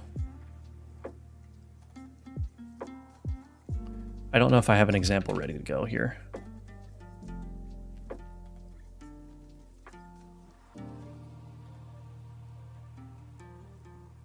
Do I not have an, oh yeah, here. So this spawn position. So what this is essentially doing is this hurtbox component question mark. If this hurtbox component is null, it's not going to return the global position. So this will evaluate to either the global position or null, depending on whether hurtbox component is null. So if hurtbox component is a valid value, a non-null value, then it will return the global position. Otherwise, it'll return null. And then the null coalescing basically says if the left-hand side of the null coalescing operator is null, then take the right-hand side value. So what this is essentially saying is this spawn position should be the hurtbox component's global position if the hurtbox is not null. Otherwise, use this value here, which is the entity's global position. So it's just a very nice, simple, straightforward way of doing null checks, basically. Yeah, the reason why I didn't go in depth into like the optimal way to make the survivors course is because it was exactly that. It's like in order to target like the beginner to intermediate level properly. It just has to be like a straightforward implementation. But you should be able to apply optimizations to what is there. I just don't have I haven't really sat down and like tried to figure out how you would go about doing that. But maybe when I update the Survivors course, I can include that as a bonus lesson. Just started the C# course and I got to the point where you introduce plus equals. I see you're using both plus equals and callable in the project. Can you describe that a little bit more? So yeah, the reason I'm using plus equals in the course, one of the reasons anyway, is because later on in one of the lessons, an issue comes up with the plus equals style of connecting signals. And so I am intentionally using plus equals in that course to show you when that error occurs and how to deal with it. But the connect, so the dot connect that I'm using in places, basically the rule of thumb is that if you're going to use the plus equals method of connecting signals, you want to make sure that the thing that is emitting the signal that you're listening to does not outlive the thing that is listening to the signal. Because if you connect to the thing that's emitting the signal to, let's say, a transient node is listening for that signal, what will happen is the transient node will get freed, but that signal connection that uses the plus equals syntax doesn't get freed. And so it's going to start calling an invalid method, a disposed method, basically. And you'll get an error like cannot call method on disposed object. But if you use the dot connect way of connecting to signals, then those signals are automatically cleaned up when the transient object gets freed. But that is explained in the course in one of the lessons, so if you keep going along the course, you should see that. But that's just a basic overview.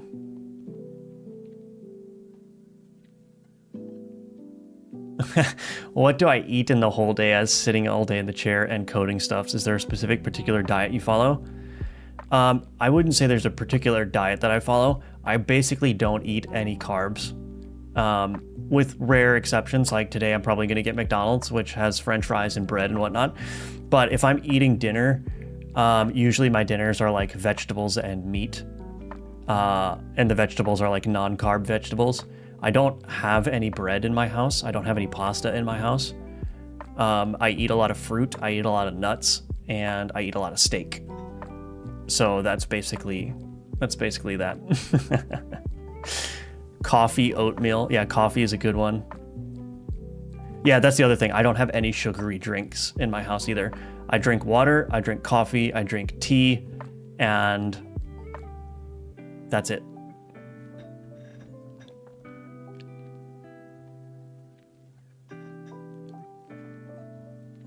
Well, maybe get back into game dev after years with your platformer course. Well, thank you. Yeah, I'm glad to hear that. Can I show the game a little bit? Yeah, the game is currently not building right now, but I'm about to play test it with some recent changes that I made. American style, yeah. I'm American. I basically have like 25% of my DNA was actually genetically engineered by McDonald's. So consisting of broccoli and tuna flushed down with water. You know, like there's something to be said about, and this is very off topic, but there's something to be said about having like just eating the same foods all the time. Like I literally get steaks, like grass-fed beef steaks delivered to me, and it's like 20 steaks in the box. And when I have steak for dinner, which is, you know, multiple times a week usually, it's the same thing every time. Pan seared. I don't do any sides. I douse it with butter, and that's it. Like that's all I eat for dinner is just that steak. No sides, no nothing. It greatly increases the ability. Like the thing that I don't like about prepping dinner is the prep time.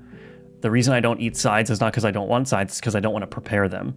So a steak takes like 15 minutes tops to like cook and eat, which is really nice. If you have bananas, you have carbs. Been told off recently by a dietitian. Oof. W McDonald's, yep. How heavy is the meta progression in the game? Do you mean like what? How much does it affect the gameplay?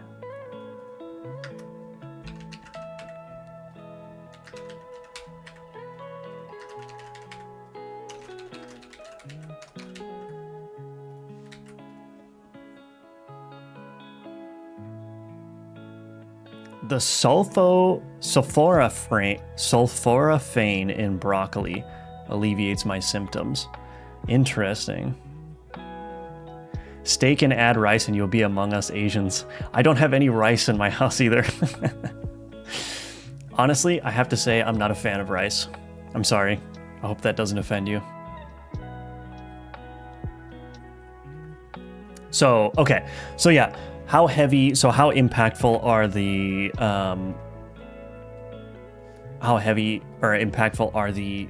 meta upgrades? I'll show you. So let's go into the game here.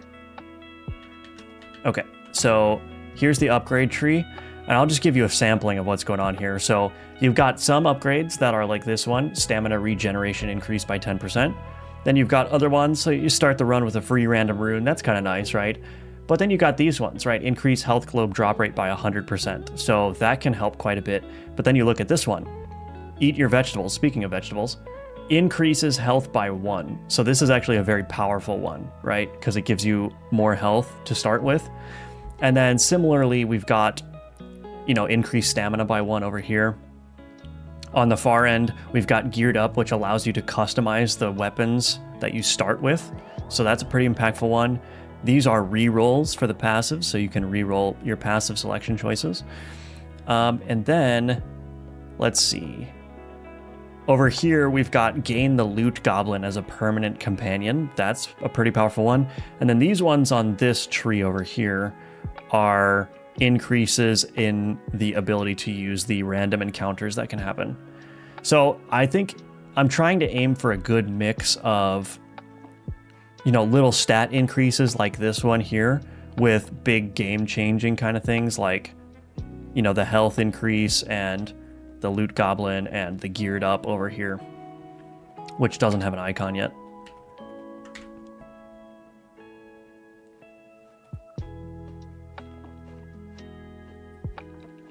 So I need to figure out how to add the totem now to my...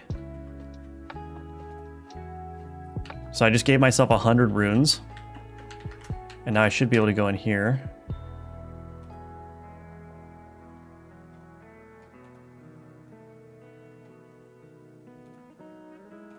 Okay, something went wrong. I don't have any runes in my inventory. Why did that... Oh, interesting. Why didn't that work? I don't know how I'm gonna... Okay, I know how I'm gonna do this. I just have to add... What did I have? I had the oil receiver. Let's just go ahead and add totem to that. What I'm trying to do is I'm trying to see if that internal cooldown works. Oats with water, cinnamon, and sometimes turmeric with blueberries. That does sound good, yeah. It's not that I don't like carb-related things. Oops, I went into the wrong place. All right, well, guess we're doing this map. So now I gotta see if I can spawn the totem here.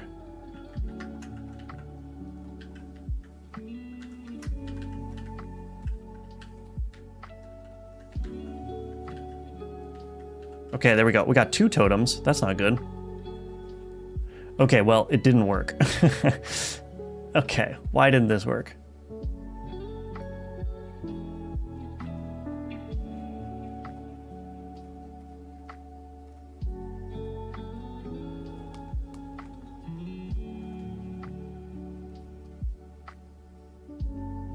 Oh, it probably didn't work because I didn't add an internal cooldown to it.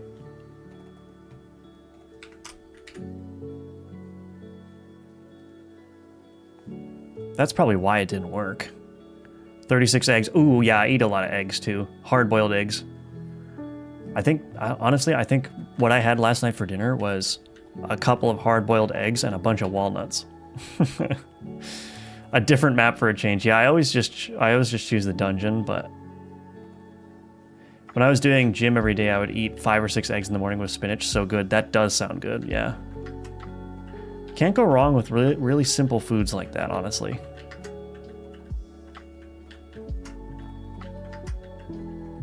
Used to do the raw egg diet.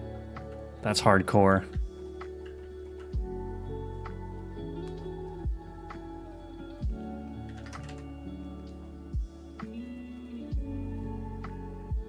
The reason I don't really play this map is because I still need to do some work on it. Namely, I need to do some more work on the boss and also add more enemy variety. Okay, wait, there's a totem.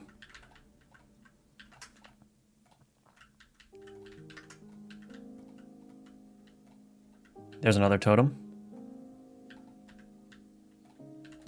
Okay, cool.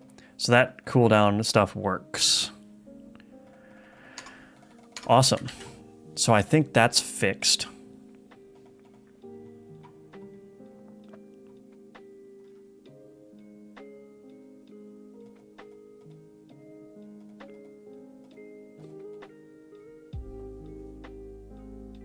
Now I don't think I want to...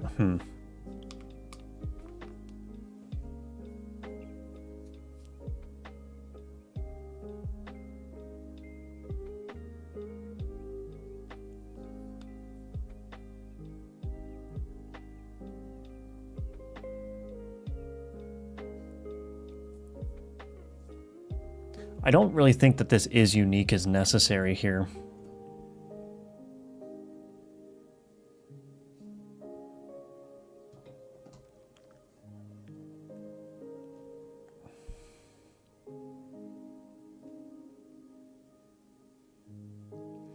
I think, oh man. Okay, well, let me just commit this. Add support for internal cooldown on affixes. Let's see. Let me just commit that. I think I am going to go ahead and rework this a little bit. I don't think I need this is unique anymore, or this occurrence count here. Occurrence count greater than 0.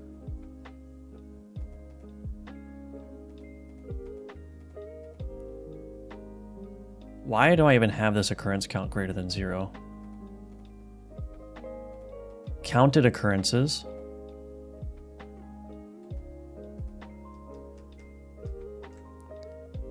I think what I'm going to do...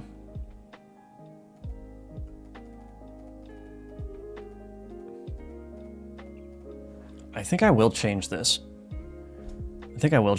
Let's just go ahead and modify this real quick. So I think it'll be quick anyway. So instead of just doing this handler arguments execution count, what I'm going to do is I'm only ever going to call the handler method once.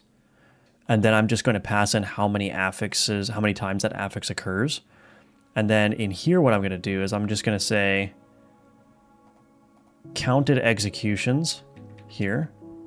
So I'm going to get rid of this. If counted executions is greater than or equal to 1, or let's just do greater than 0, which I'm just going to do continue. Oh, execution count is greater than 0. So the handler is only ever going to be called once.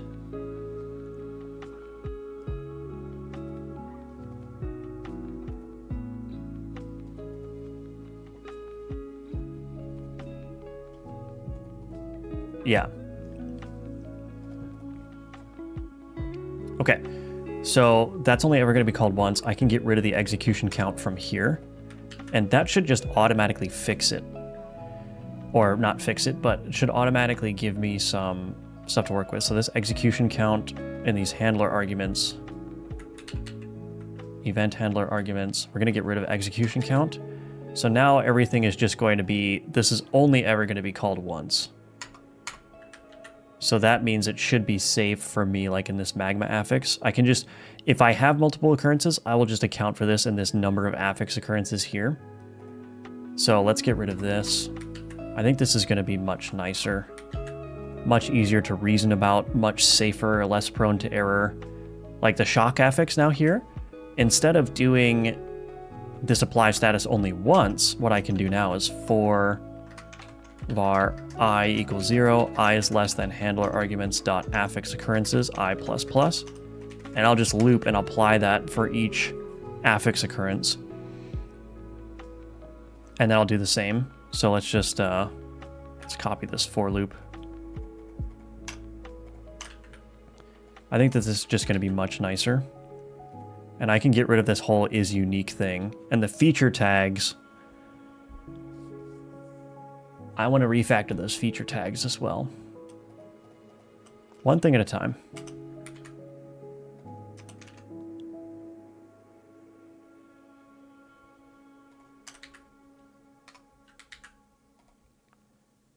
So that's handling the affix occurrences.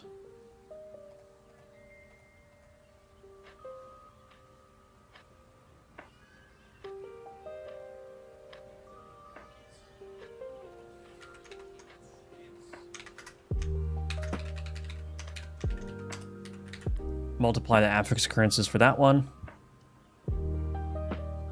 Sweet, that should do it.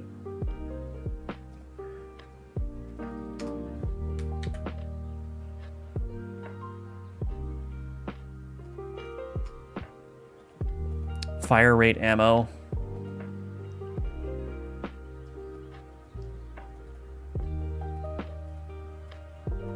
One F minus percent full. Yeah, so this is a unique one though, so I actually don't need to do this. So I'm gonna get rid of this is unique too. Get rid of that. We don't need that anymore.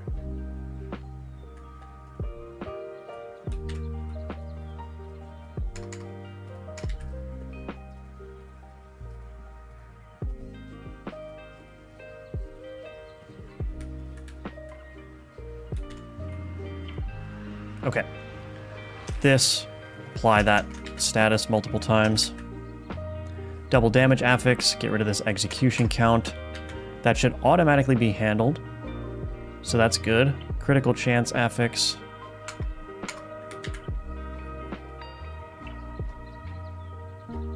Nice. Bullet track affix, get rid of that is unique, we don't need that. This doesn't need to account for multiple. This one also doesn't need to account for multiple. So these things are going to be unique just by the nature of the fact that they do not account for multiple occurrences of the argument, or of the affix, I mean.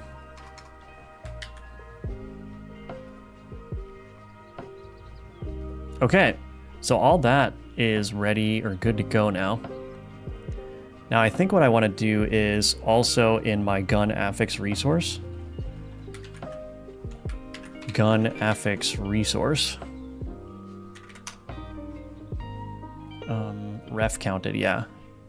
Gun part affix. Feature tags. Wait. Affix resource? Yeah.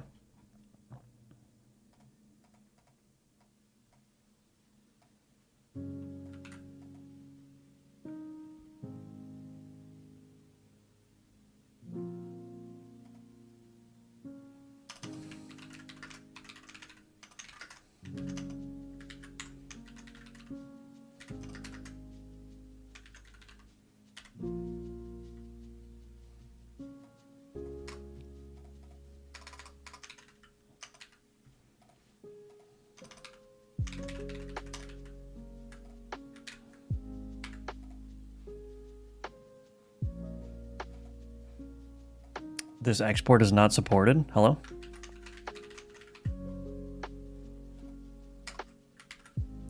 Gun part resource.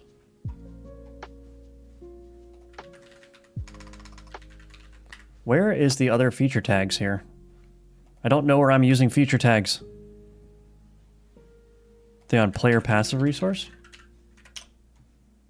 Oh, right. Here we go.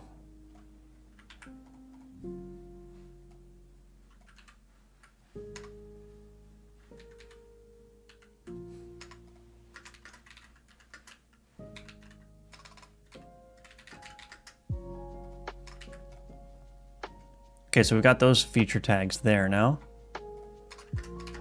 on the affix resource, and then these feature tags can be resource.feature_tags to array.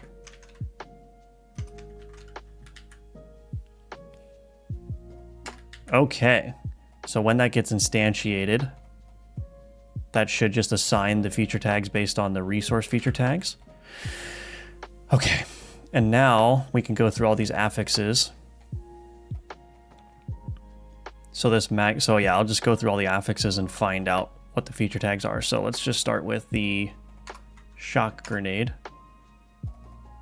Oh, I need to build this first. All right, let's see.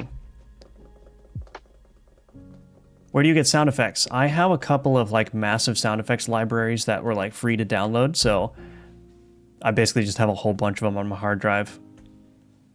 How much of GDScript knowledge is transferable to C#? Basically all of it. I mean, there's obviously different ways of doing things in C#, but the logic and the APIs are basically the same. Yeah, yeah, exactly right. That's basically the collection that I have. The Sonus packs, yep, that's right. I've had my eyes on those for quite a while, but there's large sizes as well, lack of organization. So I'll give you a tip on lack of organization. You download a program like Ultra Search or Everything. Here, oops.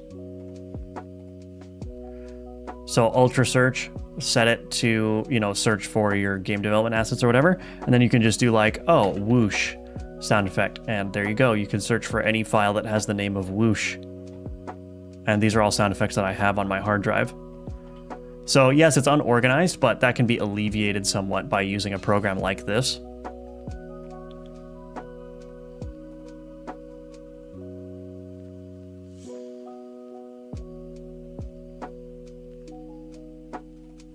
So anyway, so this looks like it's worked. So now I can hopefully add feature tags now. So lightning.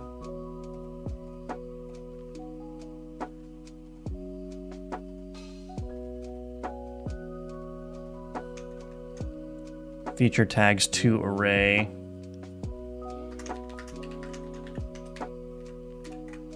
Make that a nullable there. So there's lightning. Shock probably is going to be the same thing. So I'm going to remove these feature tags as I'm going. So shock is also going to be lightning. Oops. Lightning. Poison affix, so that's going to be poison.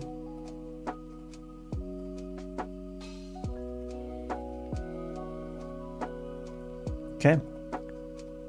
Oil.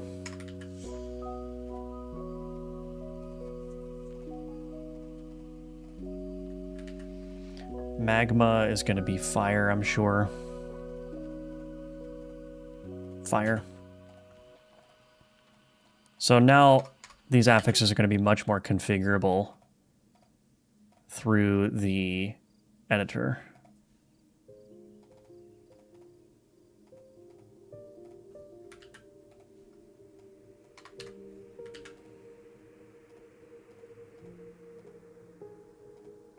Bleed has blood. Okay, cool. I think that's it. Sweet. All right, let's run the game. Let's do some playtesting, see if I broke anything.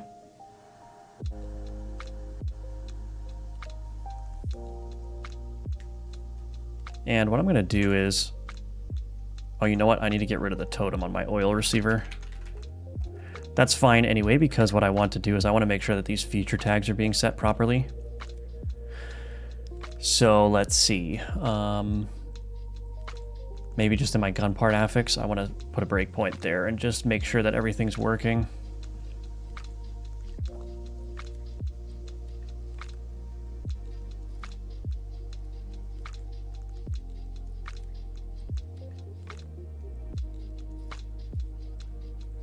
Okay. Resource here, that's bleed, feature tags, blood. Did this get set correctly? Yep, nice. Sweet. So that's working. And I just want to see what happens when I've got a null value here. That should just be an empty feature tags list. Nice, okay. Cool, so that's working as expected.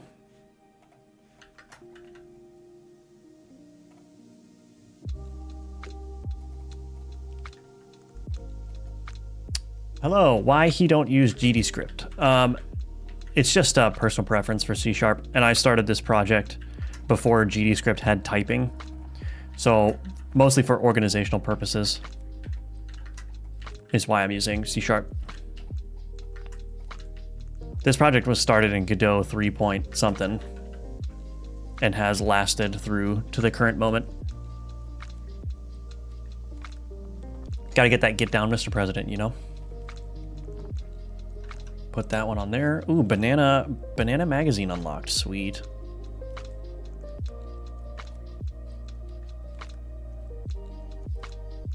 Could get rune slots immediately here, but the spread goes way up. Well, let's try it. Look at that. Oh, got the worm banana barrel. Look at that. Sweet. Okay. Scramble gun. I'm going to scramble my left gun. I don't like my left gun that much. Sniper barrel, worm magazine, bubble receiver.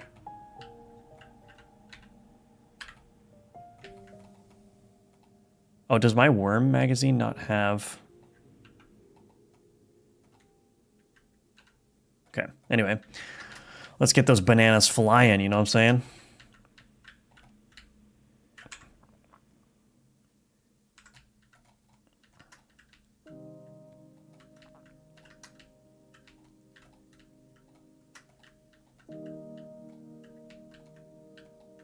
There's a rune already. Thank you for that rune. I'm just sniping people with worms. Increased health. Ooh, loot goblin though. I'm gonna do the loot goblin. Let's extract that rune. We've got a shock grenade. So I guess we're gonna go all out on shock, I guess. DPS increase. So let's put that there. All right, let's try it out.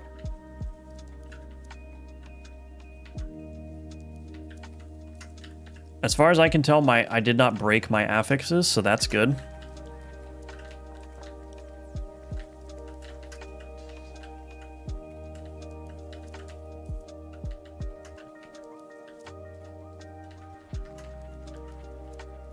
A fluffy toy that shoots bananas is simply genius. Thank you. I love... I have so many more ridiculous gun ideas in sort of the backlog that I need and want to make. Imaginary friend, let's do that. Let's extract that. Ooh, that's a big DPS increase. Fire rate decrease, though. And it's going off the screen, that's fine. Heart sacrifice, should I do it? Zap for real berserk.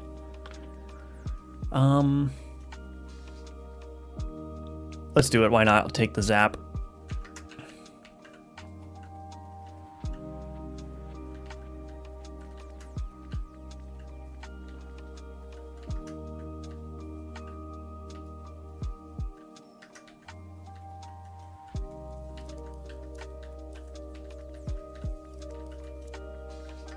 I lost my bodyguard.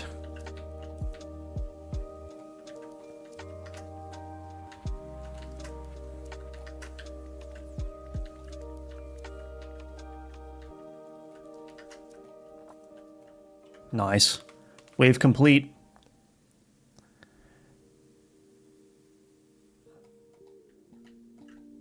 Post-it note ammo. That's a good idea. I like that one. Do you not make your own sound effects? I do not, no. Nope, that's too much work.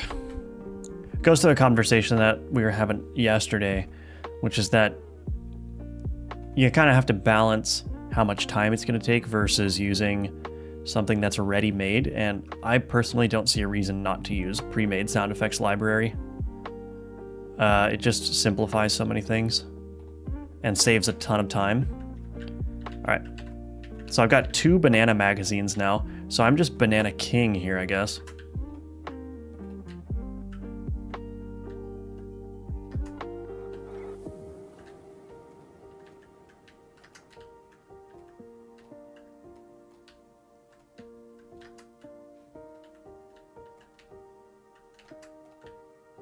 Ow. Oof, I'm not in a good spot.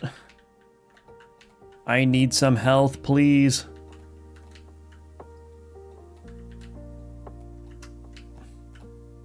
Come on, give me some health. Okay, no health. I should add like a health restoration font or something as an event. Let's do all clear. Bullets pierce through enemies. That would be kind of good to have. Fire rate and DPS goes up as well. Nice. Okay. Oh, I lost the banana though. It's okay, I still got banana on one gun. Hello, Vrabo.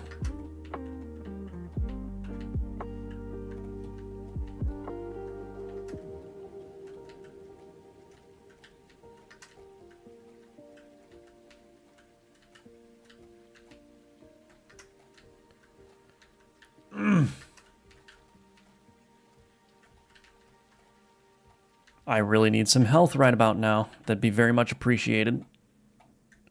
I did nerf the drop rates for everything, so.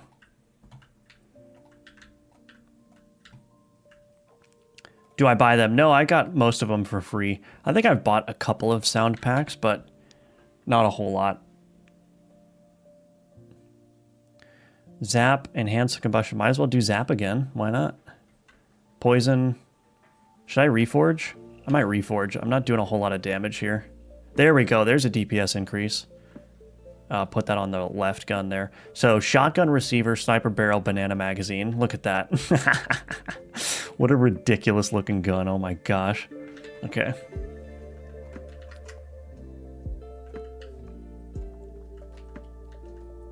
But should be doing more damage generally now.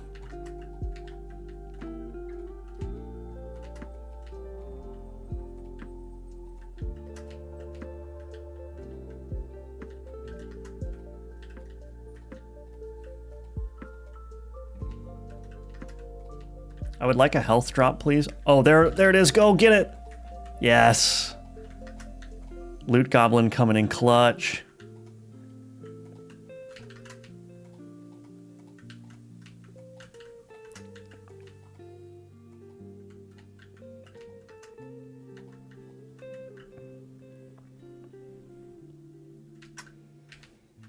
Another health sacrifice shrine? No, thank you. Let's do Thunderstorm. Another DPS increase. I'm running out of runes, though.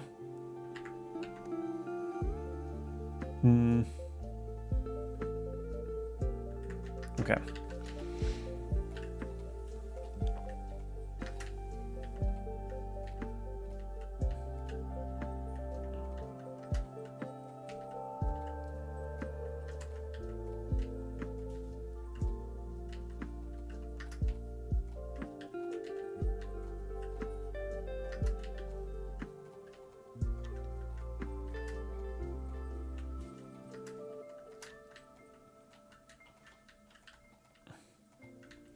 Goodness.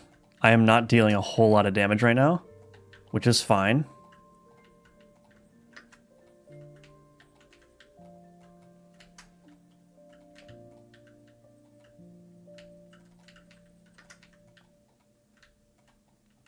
Nice. Just got the weirdest idea of building a simulation game where you play a scrum master slapping post-it notes all over the place. Get scrummed, patent pending. That would be a hilarious game. Especially if you were able to market it to like that kind of worker specifically, like the kind of person who is very familiar with Scrum. Just make it kind of like a meme game. That would be really funny. Let's do stamina increase. Ugh, I can't afford to lose my rune slots. Why, game? Why are you doing this to me? Let's reforge. There's an increase in rune slots there. Well, we might as well put that on and then put poison on. No, let's do, yeah, shock.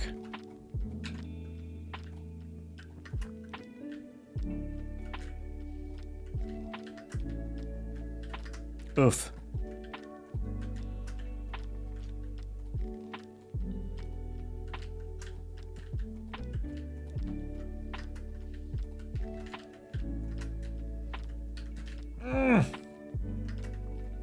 I need some more health too. Like I haven't gotten any max health things yet. Passives, that is.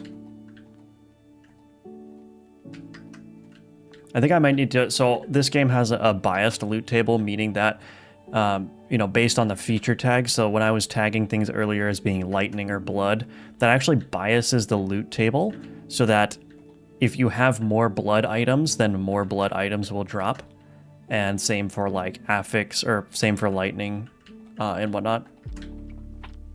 But I think the bias might be a little bit too strong because then I'm getting shut out of like health upgrades and whatnot. So I think I just need to reduce how much the bias happens. Now here's an interesting one. Let's see. Do I go for Blood Brothers hoping to get... Actually, you know what? Oh, get down Mr. President though. I think this one's gonna help given that I'm low health, so I'm gonna take that one. Oh, here we go. Massive DPS increase here. I probably should put this on the right gun though, because a lot of your damage is based on the DPS of your weakest gun. And this gun has 153 DPS and this one's got 68, so... Kind of have to balance between your passives doing damage. That's not correct. Still need to fix that. You have to balance between your passives doing damage and your weapon doing damage. Ooh, this is not going to be good for me. I'm doing no damage. All right, buckle in. We're going to be here for 15 minutes.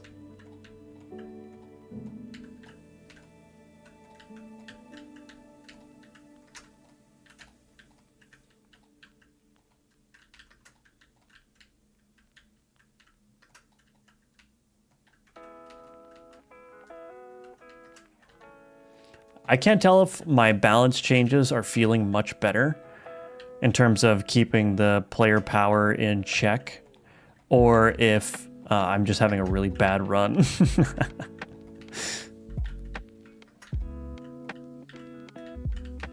Also, I don't know if I have some of the upgrades to... Yeah, this is ridiculous. I'm not going to sit here and fight this guy.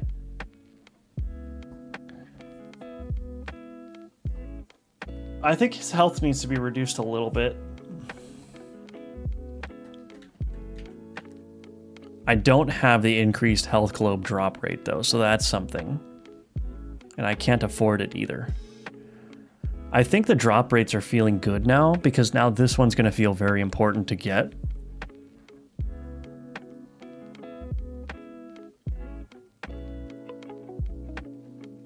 Yeah.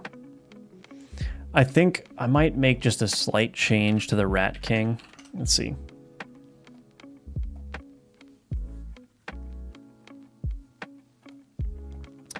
His max health is 3,000, but that's being scaled in accordance with the wave number. So it's probably ending up being like 100,000 or something like that. So I'm going to start by just knocking this down by half, and I'm going to see how that works. It's hard because you don't want, like, I just need to play test more and see, because like having a run where it takes abnormally long to kill the boss is kind of normal for roguelikes, right? But it's like, what is the average experience like is kind of what I'm after, because you're going to have the extremes on both ends, right? You're going to have a very unlucky run where you're basically dealing no damage, and you're going to have a very lucky run where like everything's dying instantly, right? But I'm kind of interested in like, what is the average experience like? And I guess I just need to play test more to figure that out. I don't know what that means. Miguel. My bowels changed?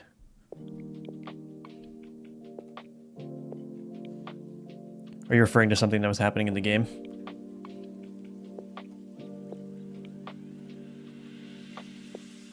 Okay. Light refactoring.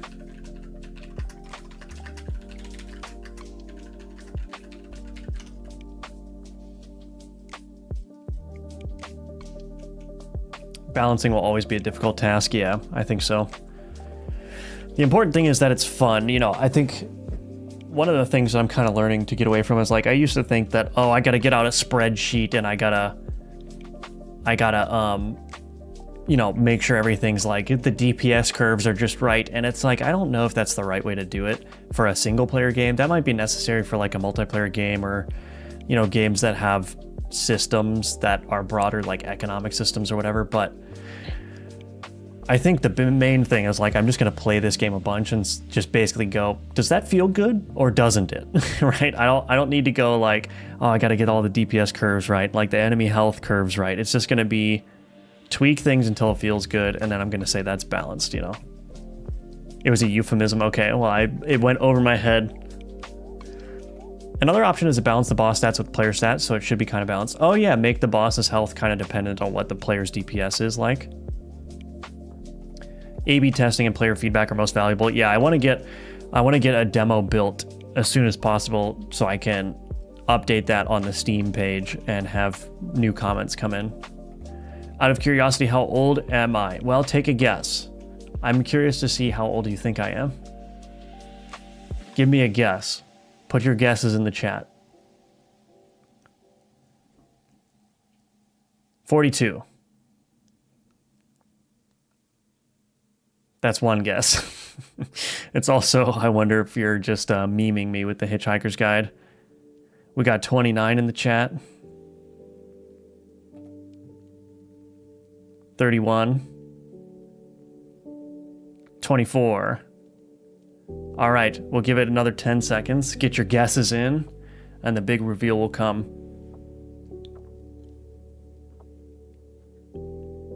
3, 2, 1. All right.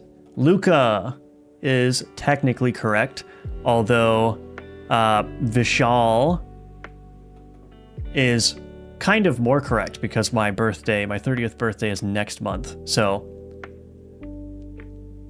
I am most of the way through my 29th year. Congratulations, Luca.